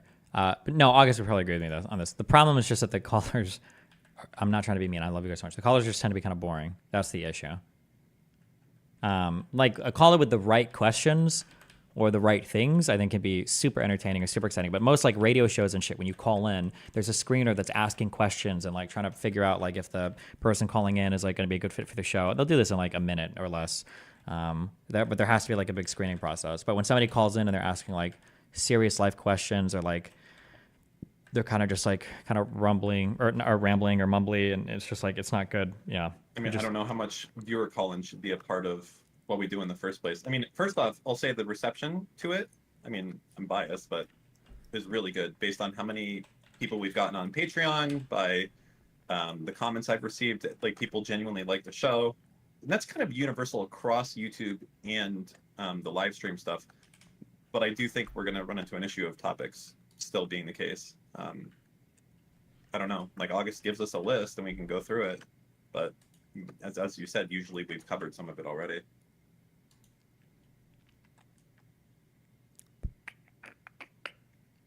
I mean, is there segments that we can do, I guess? We have topics we move too quickly. I mean, let me pull up the topics we had for last one. Hold on. Where is it? Yeah, I don't know. I'm listening to... I'm reading chat, and that's another thing too, is that if we have like a list of topics that we're not going over on stream, that's so hard for me. I think it might even be hard for you. Like if you're reading something about something going on currently, but then I have to do research on it, but then I can't talk about it on stream, but then Well, I'm open to suggestions. How do you think we should change this shit then? Or what does chat think? Not that I care, but yeah, I don't know. I'm sometimes just they have I'm good thinking ideas. about it. Yeah.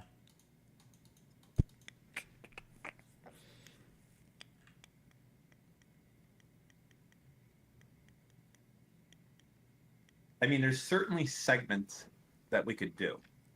Like, we could save certain things that aren't necessarily immediately topical to go over, like the most retarded tweet of the week, or things like that. That's stuff that we could do and talk about. I just don't know how much time that's going to soak up. I think here's the goal. This is what I think the goal should be. The goal should be to try and create one segment. That should be the first goal. Try to create one segment, see if it's like entertaining, and then Well, what would be one segment that we could do? I don't know. We reviewing like a clip or a shooting. Obviously, that's way more extreme than it needs to be. No, Or but like yeah, a well, listen, we're trying to get this to be a monetizable, big, like H3H3 type podcast. I don't know if we're reviewing body cam footage, although I love doing that. I would do that. I mean, that does make it enjoyable. Really, at the end of the day, we do this for fun. So, With that said, I don't know.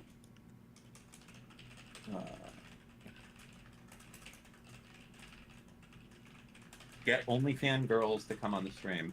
I don't know how hard it would be to coordinate. So there's two parts to it. I don't know how hard it's going to be to coordinate IRL guests. That's the first one. And the second one is I don't think I want them on for the whole show. So it might get a little bit awkward to like bring someone on and be like, all right, now fuck off. Unless we bring them on specifically for the tail end.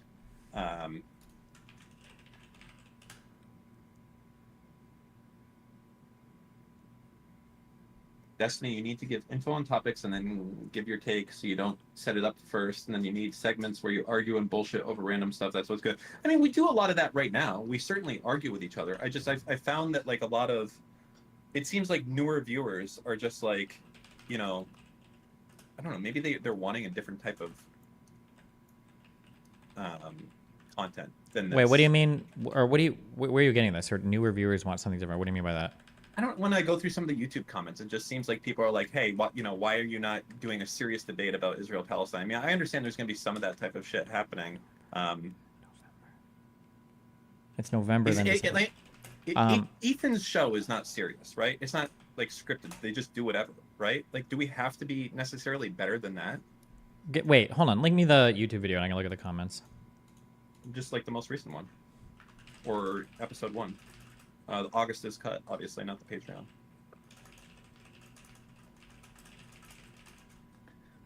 Dan, there's a lot of, I do agree, there's a ton of niche stuff that we, oh, you're saying that we don't touch on. I was going to say, I felt like maybe we're too, like, DGG obsessed, and, like, YouTube normies don't know what's going on half the time. I could feel like that could possibly be the case. Where? Okay, hold on. Can somebody link me? Where is this on my? It's your most recent video My on YouTube. YouTube. Joe okay? Rogan watched it. What'd you say? Are you okay? There's a lot of typing going on. It sounds furious. Yeah, I'm always okay. How long was our show? 3 hours? 2.5 hours? Yeah. August cut this 3 down hours. to 1.5. Okay. Yeah, Gotcha, so there is an gotcha. extra hour and a half of content for the Patreon.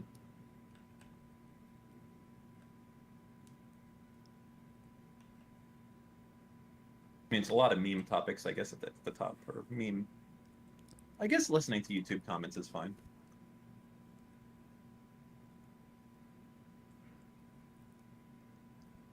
Dan, is I feel it like gross? those. I feel like they're pretty positive. I feel like all of these are positive. So, if that's the case, I feel like we don't have to change anything. August is yelling at us and saying that this one's not performing as good as the first one. Wait. Where is August yelling at us at? Hold on 1 second. Well, he said well, maybe he just sent it to me. Hold on, let me see. Boy, August is gonna be mad at me. Hold on. Where is it? August. Scrolling.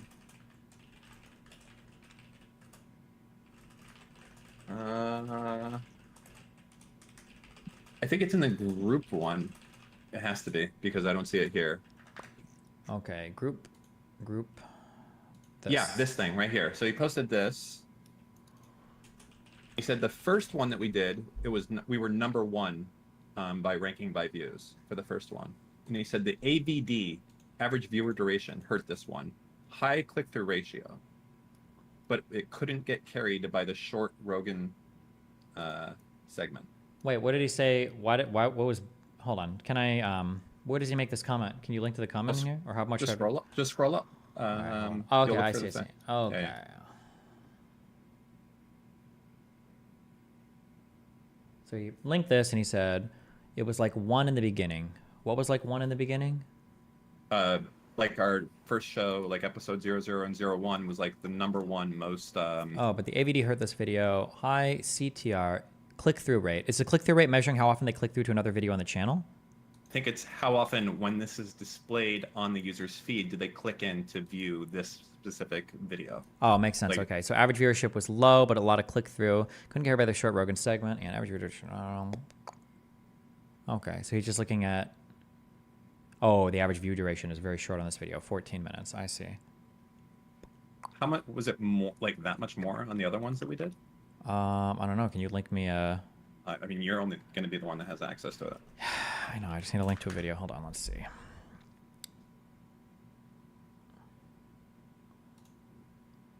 Oh. Ooh.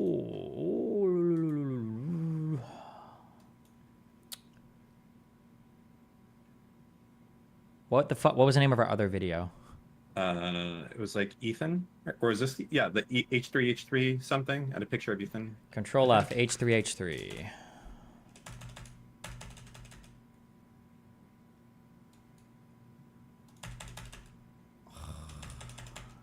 Hold on, I'll find it if you can. It's just I hate the new. I just hate the internet now. You know what? Is it this? I'll bring this Hassan up. gaslights his own fans. No, it's I'm looking. Oh, sorry. Ruben goes after. Is that what it is? Yeah, that's it. Sorry, you're right. Yeah, that's it. By the way, real quick, can you not change when you click live for your segment? I feel like the shit that you have there is not good. Like you see how you have the thing like home video, shorts, live, podcasts, etc. I don't know what you're talking about right now. Where?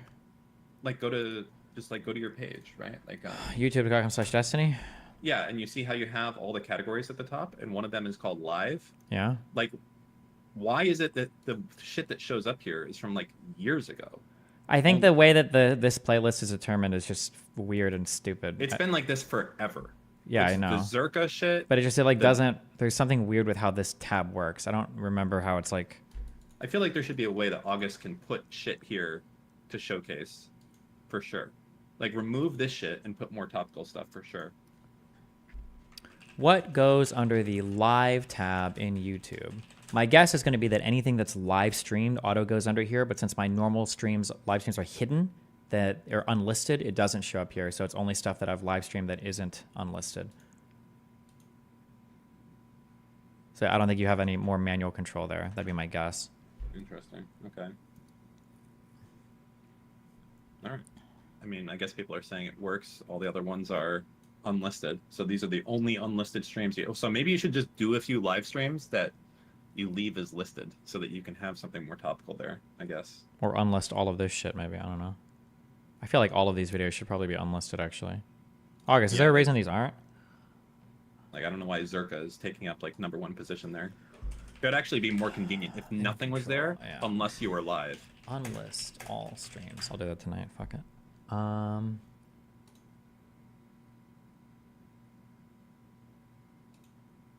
What was I thinking? Or what were we doing? Oh, I was looking at the analytics for Yeah. our other thing. Average viewer duration. What am I looking for? How they found it, blah, blah, blah. Oh, it's over 19 minutes. Is that, like, across all your videos or just the ones that we've done so far? No, I'm just looking at the other one we did. Because we've Okay. only done one other video, right? All right, so that's not much of a big... No, we've done... Well, I mean, I don't know if you could look at the Bridges test stream and see what that did, but that was, like... That's, like, kind of another one, too. But, yeah, as far as actually published to your YouTube, yeah, that's the only other one. But that's not a big difference. It's 5 minutes, right? Okay, August is in chat now. The latest podcast is doing better than the first one after a day. Pepe laugh. Well, what the fuck? Okay. Yeah, but that makes sense because it's a totally different type of viewer, and it's a totally different type of thing you're coming in for. So if I see this video called Joe Rogan watched Destiny's debate, my guess is going to be like, oh shit, this is going to be Destiny talking about Joe Rogan and what Joe Rogan is saying about him. The type of viewer that comes in to watch that is going to be more likely to not give a fuck about whatever you and me are talking about. So once the Joe Rogan shit is gone, they're bouncing. But if you click onto like a Bridges thing, like, oh, Destiny talking to the Krasenstein brothers, my guess is going to be that it's going to be way higher. But I don't know actually. Well, I don't think higher viewer minutes would be my guess, but probably less people watching it because there's gonna be people like, oh, this is boring or something, right? Like, you know, that don't know about that subject or something. So there'll be less people watching, but more minutes watched on the Bridges stuff. It would be my guess. I don't think I'm not logged into that account right now. Do you know the AVD for the Krasenstein Brothers Bridges podcast? Oh, that's true too. Bridges has its own channel, so that probably hurts the number of viewers it goes out to, but it probably dramatically boosts its the viewer duration because the people that cut. Damn, ooh, we're really starting that off on its own channel. Bridges, that makes sense. That's probably right. Bridges YouTube podcast Destiny. Yeah, so that has 27 minutes on that one. Damn, really? That is Jesus. Pretty high. So the average person is watching for almost 30 minutes on a click through for that. Not very sure. Okay, jeez.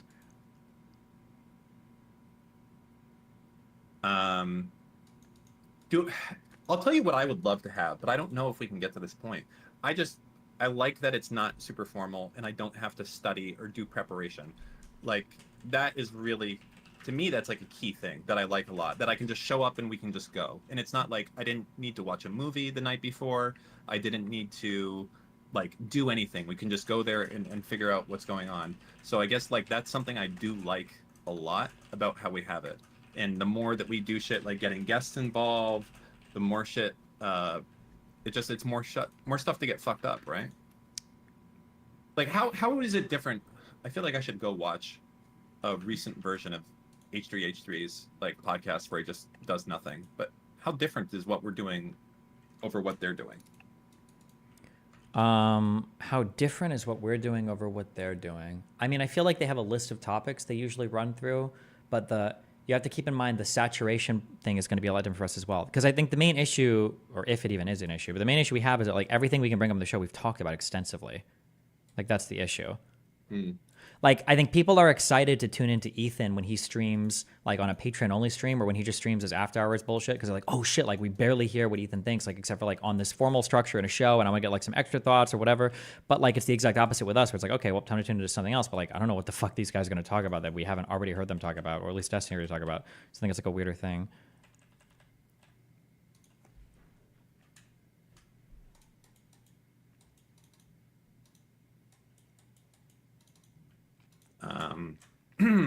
Is there anything that you think we should be doing differently, or that you want to do differently? Yeah, we just I'm content as is. To be clear, I don't think that. Like, I'm fine with a topics list. I'm fine with kind of rehashing some stuff if we need to, and I think there's always enough funny stuff going on that I'm never really concerned, honestly. But.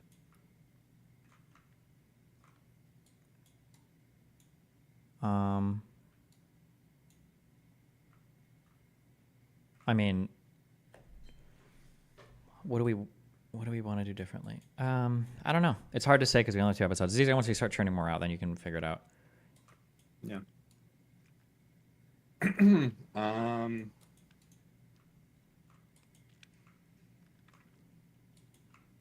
Why did you not go through the squatters topic? I think we would have both completely agreed on that. I think that's why I didn't bring it up. I saw it in there. I saw the squatters thing and that there was a law, but I already know that. I think me and Steven would like both agree. Like, for instance, we could save topics. Like, for instance, there's definitely shit we could debate about that would be interesting. That I think we like, for instance, I don't think. Oh, this is like kind of a good one to discuss. I don't know.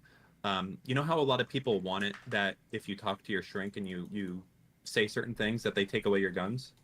You know what I'm talking about? You're kind of like almost like red flag laws, or yeah, like red flag laws. So like I could argue easily. I think that's like a bad thing because it would scare people away from talking to therapists because they think that if they said the wrong thing, they would lose their guns. Sure. Right? Would you agree with that though? Probably. Yeah. So like, see, that's like that could be good. It's like difficult to find some things like The problem that is, we're gonna- here's like a hot take, and I noticed this today with my Bogosian. I never pronounced his name correctly. Does anybody know how you pronounce? I don't know. I'm asking Chad how to pronounce this. I think it's Boghosian. It might be. I had a conversation with the Peter Boghossian guy, and tomorrow we're doing one of those street epistemology things, and we spent a long time trying to figure out like things we would disagree on. Now, I'm not co-signing his character completely, but he seemed pretty reasonable. But like earlier in the show, he'd made a comment about trans people that made me think he didn't think that trans people were real, or at least that like children shouldn't have access to trans drugs.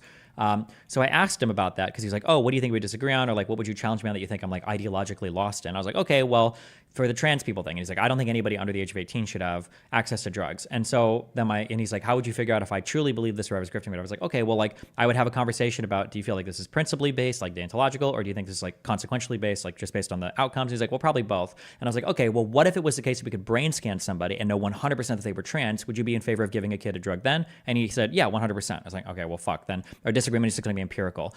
So my hot take is, and I notice there's a lot going back and forth with him, I think if you have two reasonable people, it feels like disagreements are generally going to be really boring because at the end of the day, you might disagree on some applied stuff, but if you're both reasonable, there's not going to be like a ton of like crazy back and forth. I guess that's true. Like even today, when I'm arguing with you over the semantics of first degree versus second degree murder, in the end, we come to the assumption that like, hey, it's the extraneous facts after the fact. Like, what did he say to the cops afterwards? Did he like, all that type of shit? Like, I feel like it's a lot of fun getting there, the arguing and yelling at each other and things along those lines. But yeah, we are going to certainly, it's never going to be like, you're just wrong and I can't prove it and I can't say why. It's not going to be like that. Sure. Obviously. So you have to stumble into the facts where we are strongly opinionated opposite each other, and that it's just hard to find those. The Apple thing is an example of one of those things. But also, how do you know about that before you're like actually talking about it? Because honestly, every time I go into one of these things, I'm not like, I don't feel like I'm scrounging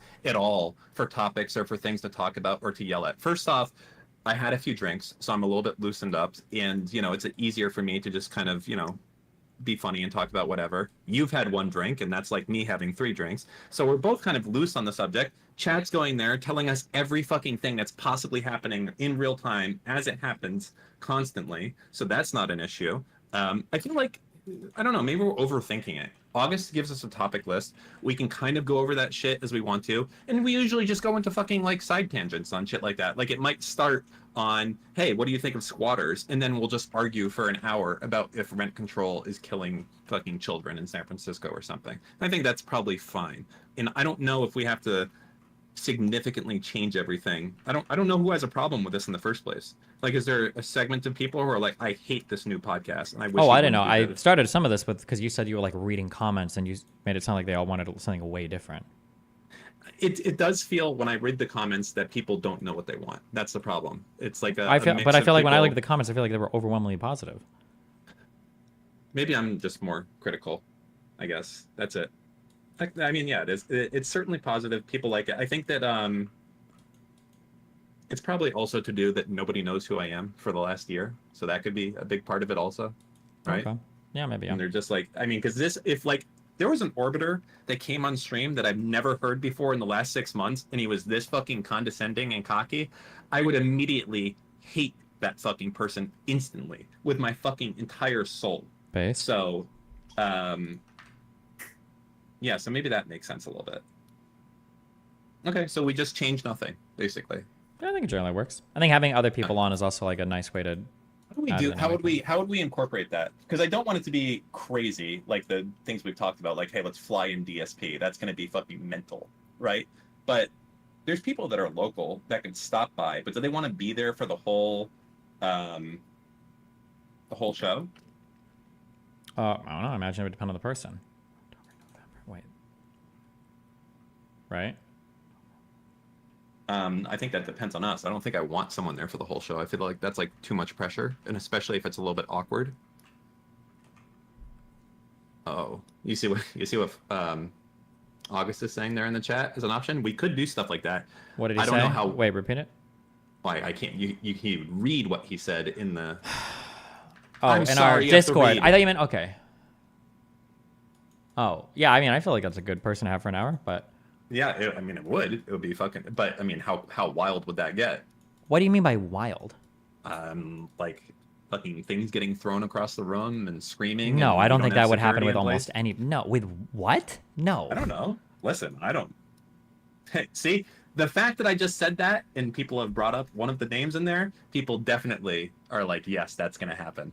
We don't have any security, bro. Minus me and you being strapped up. Okay, that's it. And you already know if Farha throws one. There's no fucking look at me Farha is the not wrong going to way, be starting I'm a gonna fight blast in her our with my no. entire Oh my fucking god. P365 mag. Okay. Immediately, because I have to, because I'm carrying, and I can't worry about bumping my head on the table, losing consciousness. I don't think we have to worry about that, but your Okay. concern is noted, all right? Well, I was playing it up a little bit there for the joke, but you know what I'm saying. Okay. Yeah.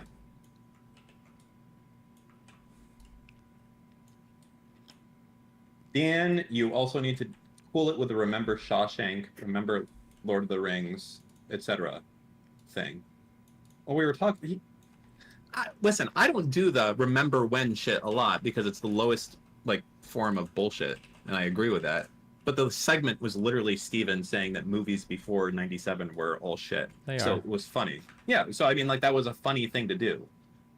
But the I remember, man, back in my day, like, yeah, you guys aren't going to give a shit about that.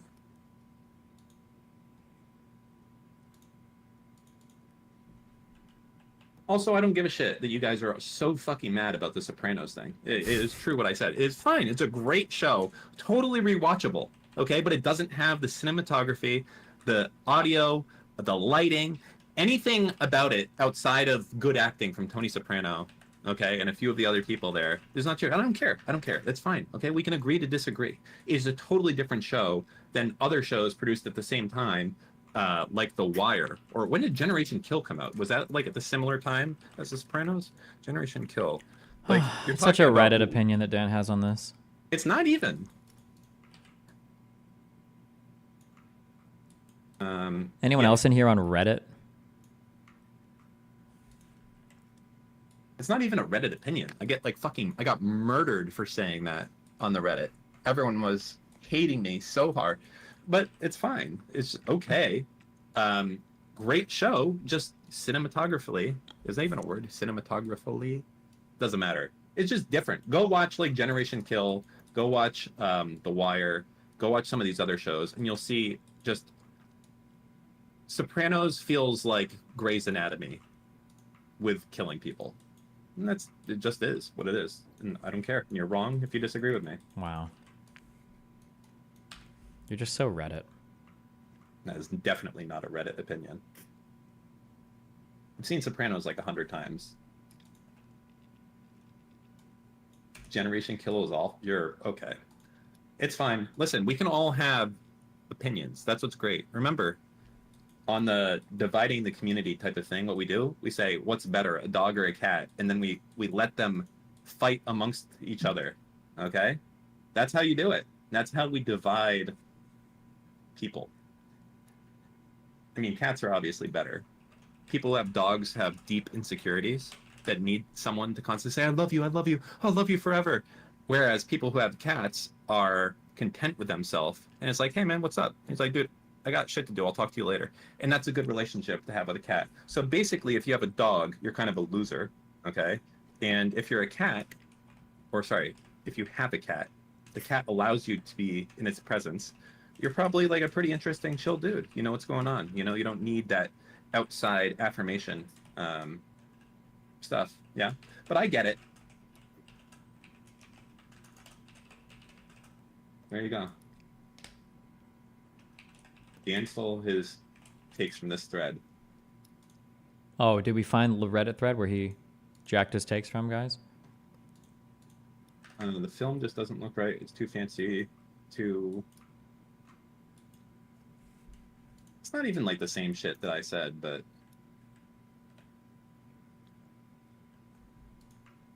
it's fine.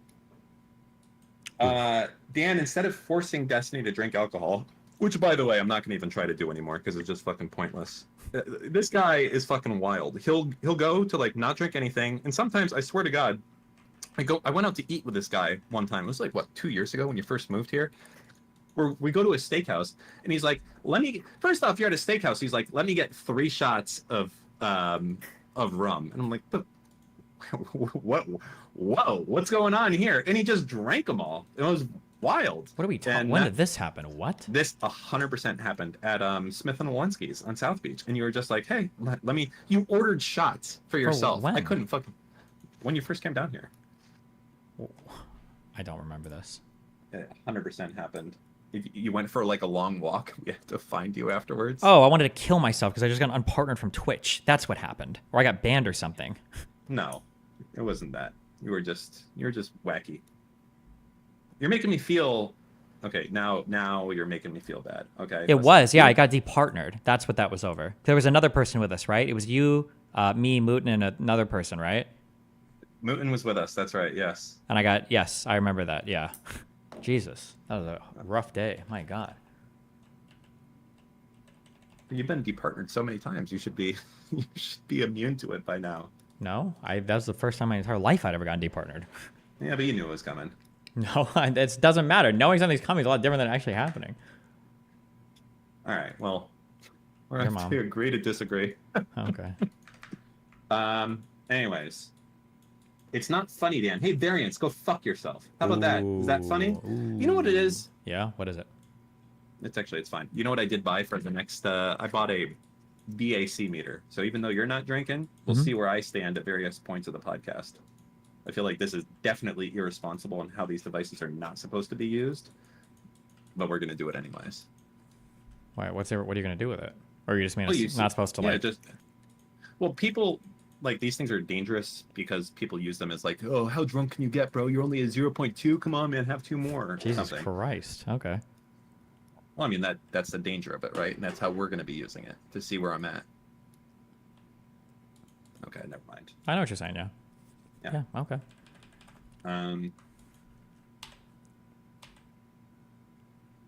I guess so. It's all just August's fault, basically, to come up with better, more topical shit that day that we can talk about, and you just have to basically contain yourself for 3 hours beforehand. Oh, and I want to answer that. Can we do this on Thursdays? I guess. Sure. Yes. All right. Good. Does That's it matter? much Wait, better why for are we me. not doing it on? Does it I matter? don't like doing it on the weekends. The weekends suck. Okay. Actually, we can do a vote. I mean, I guess like let's just do a vote in DGG and see, because those are the 2 days you usually have shit on Friday, right? That's Bridges. I think it just depends on when people are flying in and shit, but it'll either be Friday or probably Saturday. But yeah.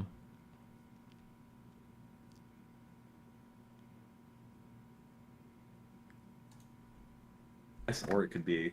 Well, we'll just start here.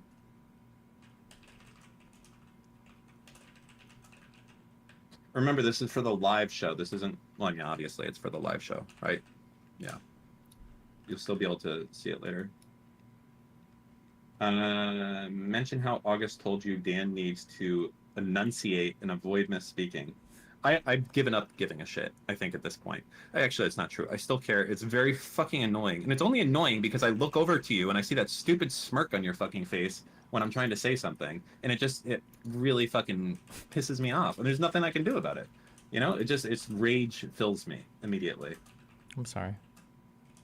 I mean, it's okay. It just is what it is. All right, Thursdays, I think, are good.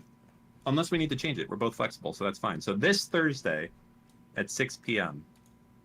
Unless you want... Wait, we could do it earlier. Would that make your life easier, hypothetically? Doing something. Actually, that's an interesting idea. What about that? What? Instead of starting at 6, starting at 3. Why? Because then you don't have to hold back anything at all.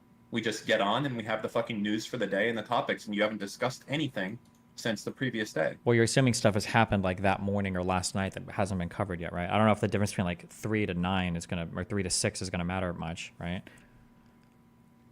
Okay. Like our issue isn't that we're discussing all the stuff that I just discussed earlier that day. It's that we're discussing stuff that's been discussed throughout the week, right? Yeah, I suppose so. Okay.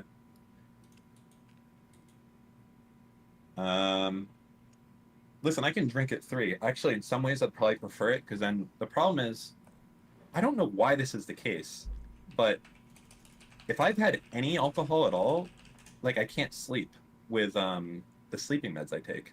Like it has the opposite effect, and I'm like laying in bed until like 3 or 4 in the morning. Yeah, that's another thing that I don't mind getting drunk a little bit. I don't know how I'm not trying to make anything weird here, but I don't think I ever want to be in the habit of drinking once a week. I'd be worried on like health stuff there. Once a week, you think Yeah. would be bad? Really? For like one glass of wine? I think the consensus right now is I think all alcohol is bad for you. Like you shouldn't ever drink. I feel like I've read like a study that says people in Italy who have like yeah, a glass I know. of There's wine like a the wine day- shit, but I'm pretty sure Yeah. that's just not true. I don't think there's ever a reason you just should never drink. I don't mind getting fucked up every now and then, but if I start doing it like every week, First off, we're not trying to. Okay, I don't get fucked up either. Okay, to be clear, like I'll have 2 or 3 drinks, but I've never been in a position where I felt like I'm gonna fall down, blacking out, room spinning. None of that has ever happened. And also, I don't drink at all during the week, except for, well, literally except for this show, because I haven't even gone out to eat recently.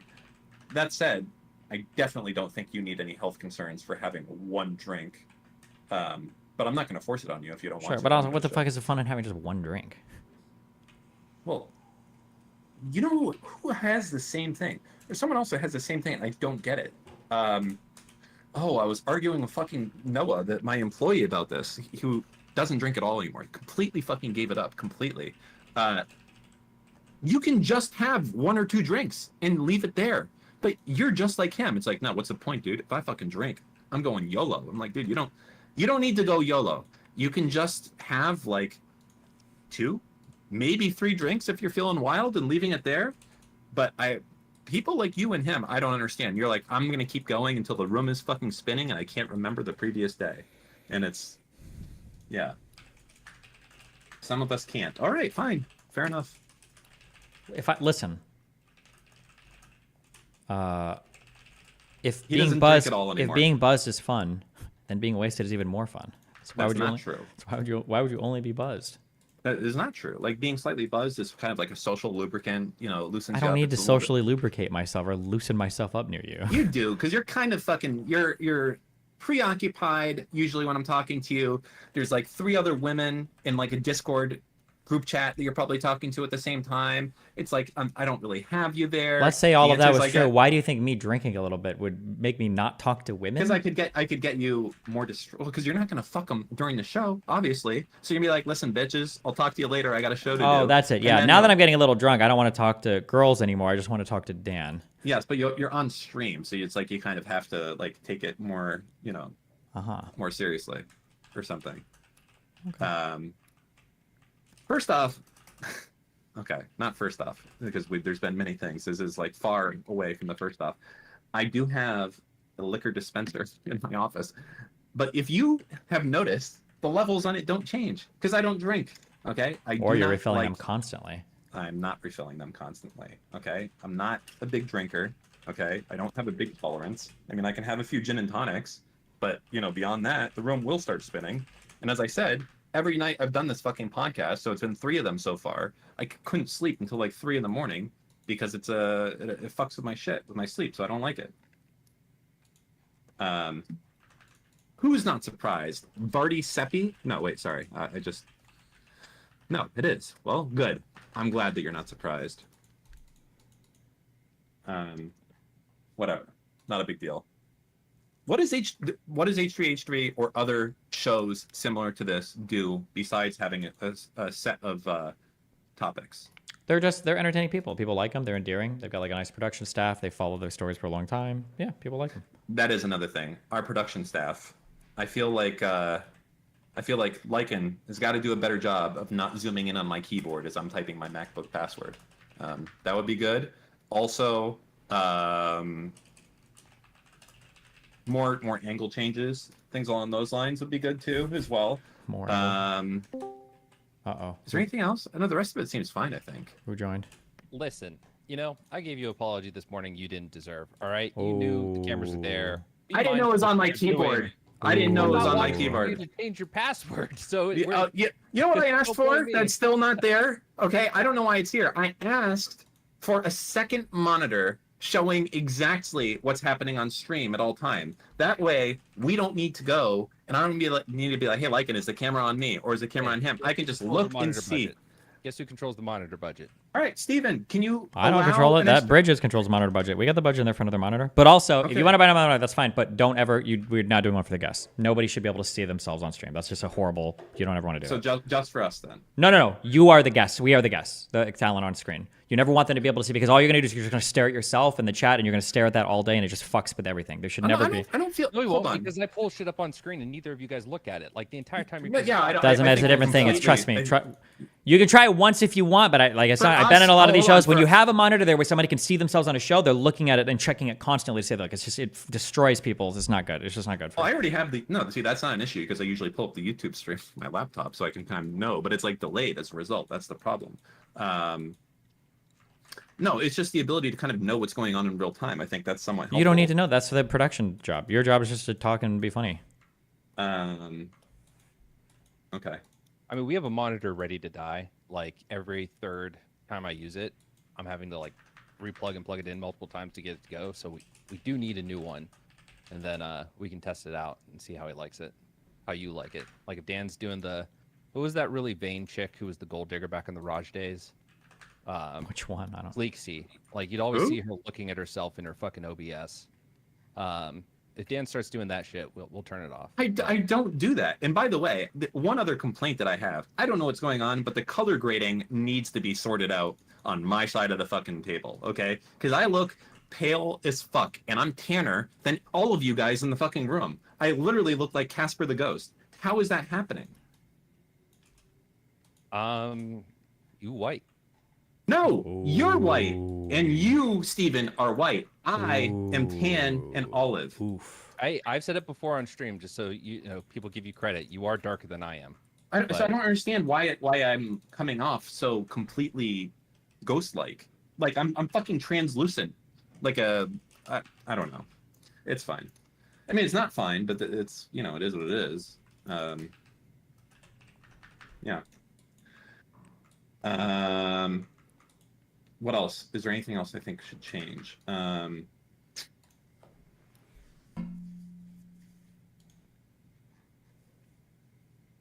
Dan kept shifting in his chair and fucking up his audio. I did notice that if we talk a little bit loud, the echo comes through the stream. Is there anything we can do about that? Or is there nothing?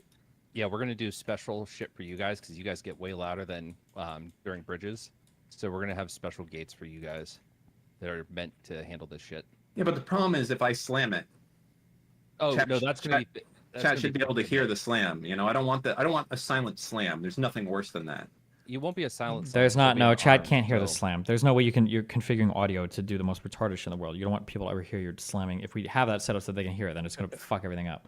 So but I'm gonna have silent slams moving forward forever. No, dude, stop, chill. All right, like the mics are going to be on arms, and once the mics are on arms, the slam, quote unquote, will be more of an audible, like you're hearing the table smack than you are hearing the mic fucking get jerked off. Yeah, but that's what when he's thinking of the slam noise, he's thinking of like the mic rumbling. He's not thinking of what it would sound like to hear a table slam. No, I'm for instance, like right now, like if I slam it, I assume you hear this. It'd be like, right, like that across that sound of like. Do you hear this? It's Do you hear this? menacing. You fucking No, I retards all have shit on your thing, so I we can't don't hear hear any of your anything. slamming. We didn't hear either of But your you didn't slam. hear my slam either? No, nobody can hear your slam. Really? Guess we have good mic setup here. No, it must be a Discord setting actually. Voice and video, echo cancellation, noise suppression. Okay, we're turning off that. Oh boy. Oh, there you go. Okay, wait, so I sound a lot differently now with that Yeah, off? smack it. Slam it, Dan. Okay, so like, 100%. Like that's what I'm looking for. Do you understand? Yeah, but That's you're not- the you're fucking- not- That's the money maker. The funny sound here is the shit quality. That's what makes that sound good. You're either getting vibrations through a non-shock mounted mic, or you're just getting like a clipping, disgusting sound coming through. Like you're not gonna have like a high quality microphone, and then also unless you literally buy a mic for slamming it. Are we gonna have the slam it mic? Listen, I'm okay. We can bring in the slam it mic if that's what's needed. I'm just gonna get you guys. We're gonna get like 3 stream decks. I'm gonna daisy chain them to the computer, and they will just all have soundboards, and There'll be a little slam icon, and you just hit that, and you'll get Mutants pounding. to death. It's not the same, you know. It's not the same. That's the problem. And people are gonna see me slamming the fucking table, and it's gonna be a silent slam, and they're gonna be like, "What an effeminate man with his." Listen, if you want slam." slams like that, then you need to find 2 podcasts that have good audio and then give us an example of both where there's slams and people can hear them, okay? I don't think I can find that. The slam is a very unique to DGG element that's been passed on across the generations. Oh god, if this thing ever turns into the fucking Fresh and Fit, I was gonna say, do you guys want? no, Do you guys want soundboard? no, I did that one when I streamed. I did that shit, and it ruins everything. Like, it's funny for you for a little bit, but then it's the Oh, most for the obnoxious. viewers. Like, I had Yeah. the Keck W sound thing. I had the fucking Castlevania theme song as we were evicting people from a fucking room. Dude, we had it all. Okay, but it was a Well, different day. Okay. That kind of stream, that's fun as shit. But if you're doing a podcast, I hate like when I would see like people like Steven go on Fresh and Fit, and that Don DeMarco is being played, or the fucking horn, or Stop the Cap in the middle of people fucking saying sentences. That's obnoxious.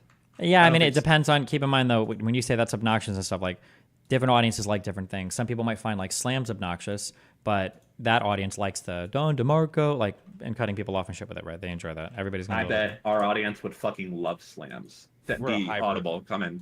I bet I'm They gonna do might, a- but again, remember, you're asking for contradictory things. You want a crystal clear, high quality microphone that's not picking up bullshit ass background noise, and you want a dog shit mic that can hear you slamming the table. You're asking for things that are, it can't do both, right? We're a higher I- caliber of people over here. I think I would almost give up the higher quality.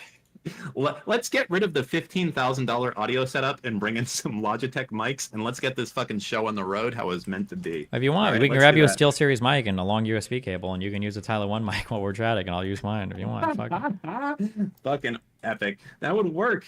Oh my god. Okay, that's an option. I'll think about it. We need a microphone for Dan's keyboard. No. Listen. Okay. I need a What new else? keyboard. Actually, yeah, I need a new keyboard. The show. And- Oh, you know, dude, I saw a thread in the Reddit. I don't know where it was, but someone was like, "There's not enough female representation on this show." I almost fucking died. Are we at the point where we have DEI in our podcast now? My guess is that was probably a joke comment. so- No, they were serious, Yeah, were they? and then people were fighting them. Well, Well, let's get some ladies. Bring on the OnlyFans girls. based.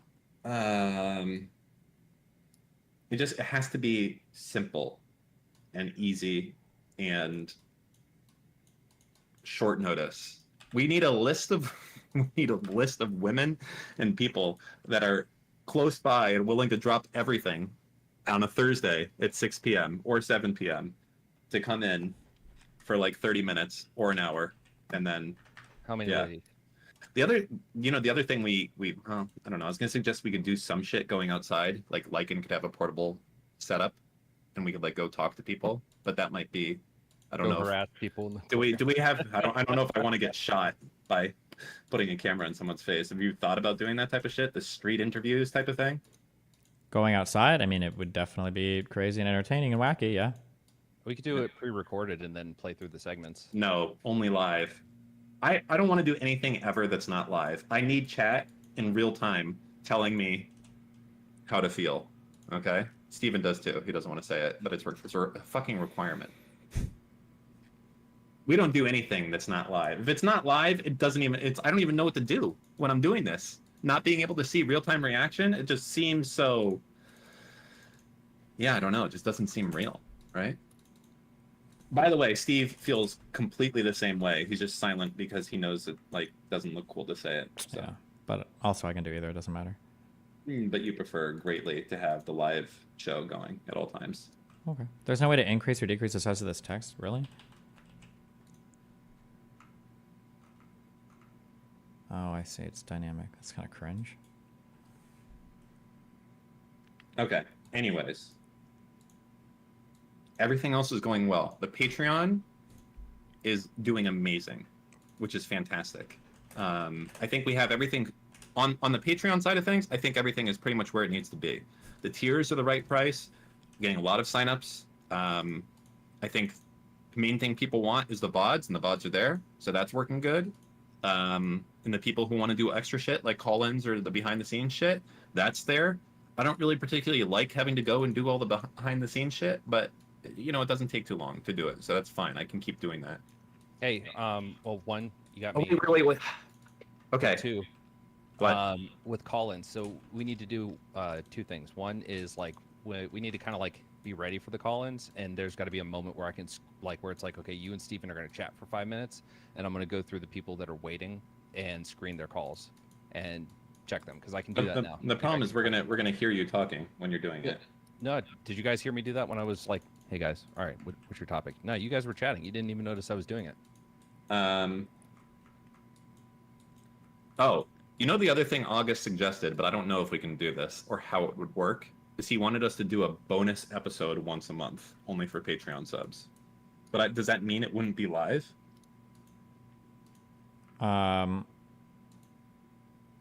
I don't know. Probably. I don't think we should even think about that until we have like everything else needs to be down pat before we even worry about stuff like that. I think. That's fine. Dan, I got it. I'm going to create a Google form. And you just need to, and if you give me access to the Patreon, I can do it, and we'll just send it out. And people that are to the tier that allows people to do call-ins, and they can go ahead and give Discord and their question, and I can screen them. Okay. Okay, I don't know what August said. He said he didn't say that. I thought he said something along those lines. Maybe not. That's fine. Okay. And do we have the Discord set up so that only the people with the right role or with the right tier can get in for call-ins? It should be all set. I hooked up the Patreon right now. It's all set up to the Discord? Patreon, to the anything else Discord. It's all set up. So if you subscribe on Patreon, you already get the roles that you need, and all the other content is in the Discord. So all the behind the scenes content is there. All the VODs are there, and then if we do bonus content, that's there as well. Okay, cool. Well then, as long as there's a channel that's like for those assigned to the roles that are, you know, have earned the privilege of making call-ins, then we're good.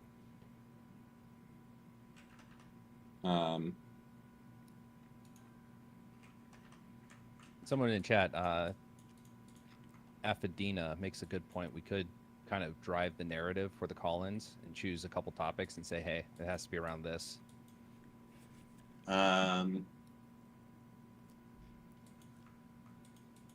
Honestly, I'd like to get to a point where the call-ins that we're doing are from people that are notable as well. Like, it would be funny to, I don't know, like call a streamer that has a conflict. I don't know, calling Mitch Jones and be like, hey man, I heard you just crashed your car. What's going on there? Like, that's more interesting to me than, so is incest actually incest in this, like, I don't know, do it, like, that's more. A friend of Steven's is a friend of the pod, you know what I mean? Steven, get on it. Okay, I'm on that. Okay, first off, Dorf Row saying Dan hates DGG. Let me tell you something. Uh-oh. I've been here Uh-oh. since the beginning. I was here when the scrolls were written. You are nothing but a new frog that has bounced into territory on a path that I laid for you 10 years ago. You know nothing. Yeah. Well, what was it? Yeah, you weren't a thought in your fucking dad's balls when I was here shitposting in chat. Remember that. What's that big guy from Cumtown? What's his name? Stavi or something like that? Adam Friedland? No, that's That's the biggest guy. his name's Stavi, I think. He's got some podcasts I've seen on Reels, and they do that thing where people have the voicemail, like people leave voicemails, and so I assume their producer just screens them and finds the funniest ones, like people asking for advice and shit.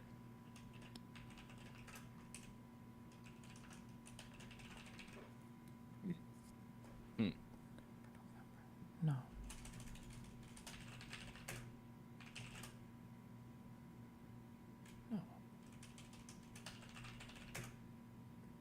Saki, yes, I see what you're saying. I remember that call. That was one of the wildest viewer call-ins that we had, and it was fucking, you know, parts of it were funny, obviously, like the helicopter moment, but most calls are not like that. That's the problem, okay? Like, those are the rare ones. The other ones are not funny. If anyone knows what the program is that people use that for, I've seen it done before in the past. There's probably a better one now. So if you can tag me what people use for that shit in chat, please.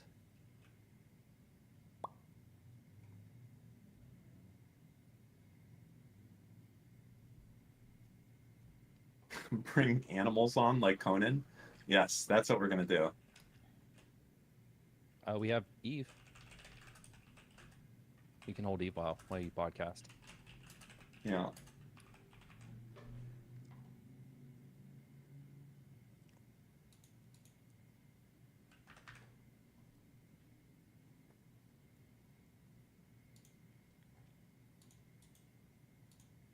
Tasty gravel. That's what I'm talking about, man.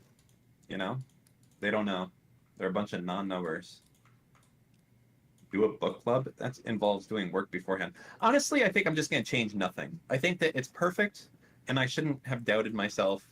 And August just needs to come up with better lists of shit to talk about. And it'll be fine. And that's it. And that's the end. And there really doesn't need to be any more discussion about anything.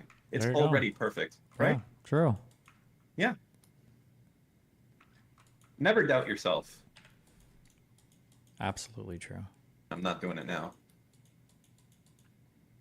Not doing what now? Doubting yourself? Yeah, not doubting myself now. Good job. Review Zillow Homes. That is, I could do that, but that's like, doesn't Sam Hyde do that with it's like a thing. It's already taken, you know? For what? Reviewing? They like look at homes on Zillow and make fun of them, I Oh. guess.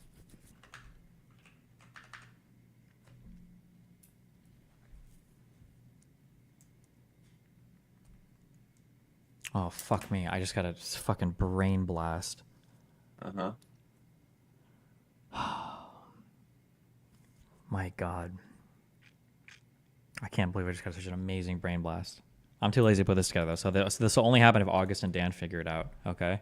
So it's not going to happen unless August does it. But go ahead. Somehow, we would either need a way to earn our budgets, or we would just both work with the same budget. We would both have the budget of like $1 million or $10 million. And somehow every week, I don't know if it would be patrons or just people that view in general would vote in a poll for like a zip code or something. And off stream, you and I, we would each be tasked with finding like the best house that we can find to fit within our budget on Zillow, knowing that we have a budget for like a month. You could maybe even set qualifications for the people that submit the zip codes. Like it has to be a house for 4 kids, or it has to be safe for families or whatever. Oh, I would fucking destroy you. And then with at the this. end of like 4 episodes or whatever, based on your $10 million budget, you'd have 10 million for the whole month. At the end of the episode, we would need a third party to evaluate our portfolios and see who did a better job at picking I'll out do it. 4 I'll different do it. calls. That would be sick. That would We be gotta get. amazing. There's this really fat dude. That's the only way I can say it. It's like a super fat dude, and all he does is like buy real estate. Ben Mala. I know it because one of the fucking Discord friends that I play with goes nuts talking about this guy. All he does is fucking real estate. And yeah, you could definitely do that. But I feel like I would destroy you because you knew nothing about real estate, and you would pick the worst houses knowing nothing. Based. I You would mean, need people are to we be doing this? watching every Wait, episode, though. I think it would be even more entertaining too when they submit the zip code. It has to come with a requirement as well. Like it can be one qualifier, one sentence, like zip code, this, and it also has to be good for students. And then there'd be a lot of strategy. Are in we it. finding people? Are What? we finding houses for people? Are we finding good investments or what? No, just who has the best portfolio that satisfies like the requirements by the end, basically.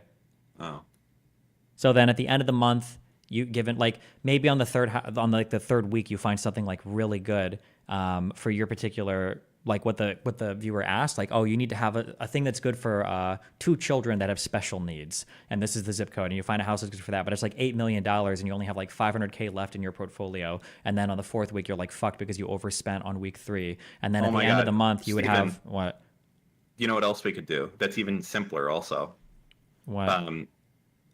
every week we YOLO like $1,000 on like FDs. And see who comes out better at the end of the month. what like on stocks or something. Yeah, on options. Sure, yeah, I can do that too. Yeah. That would be fucking awesome. Okay, and it could be anything. You could fucking buy shit coins. You could do 0 days to expiration fucking calls on SPY. Like we can go fucking mental on this shit. That would be fucking okay. That we're gonna do that, and we're gonna do the first one on Thursday. Okay, Sounds we'll good. start small. We're gonna do it with $250. Okay, the show needs to support the losses. Okay, we're already losing money. Now I'm talking about actually doing it. That is good. That is a good idea. That's a good segment that we can do. We can review our portfolio, okay, and we'll see where we are. Oh my God, Steven, this is gonna be amazing. We'll see who this better stock investor at the end of a year. Are you just gonna put it all into a Vanguard while I'm over here doing like fucking puts on Donald Trump, DJT? I like it. I like it. A Yeah, Wall we can Street try, bets.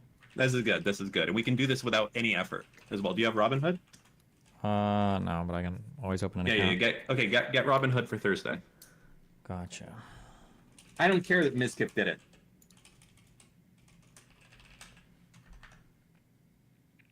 That's not what he did. He gave $50,000 to chat. We're gonna see who's better, me or Steve. Is there a way you can make your portfolios public? I don't know.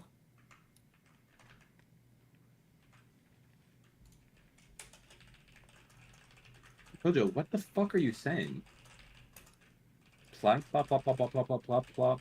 Pregnant, pregnant, pregnant. Get pregnant. Pregnant, pregnant.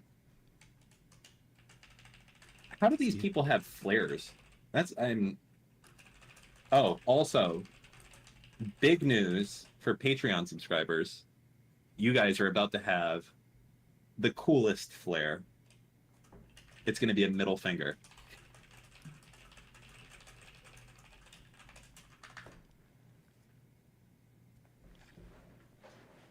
Get ready.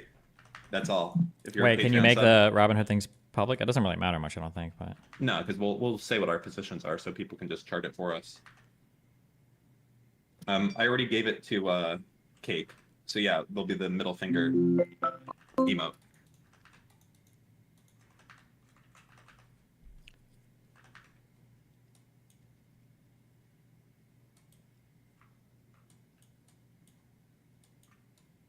All right, I got dinner to go to. I think that's good. Yeah, check out patreon.com/anything else if you want to get that flare, which is coming soon. As soon as Cake gets it done, he's working on it.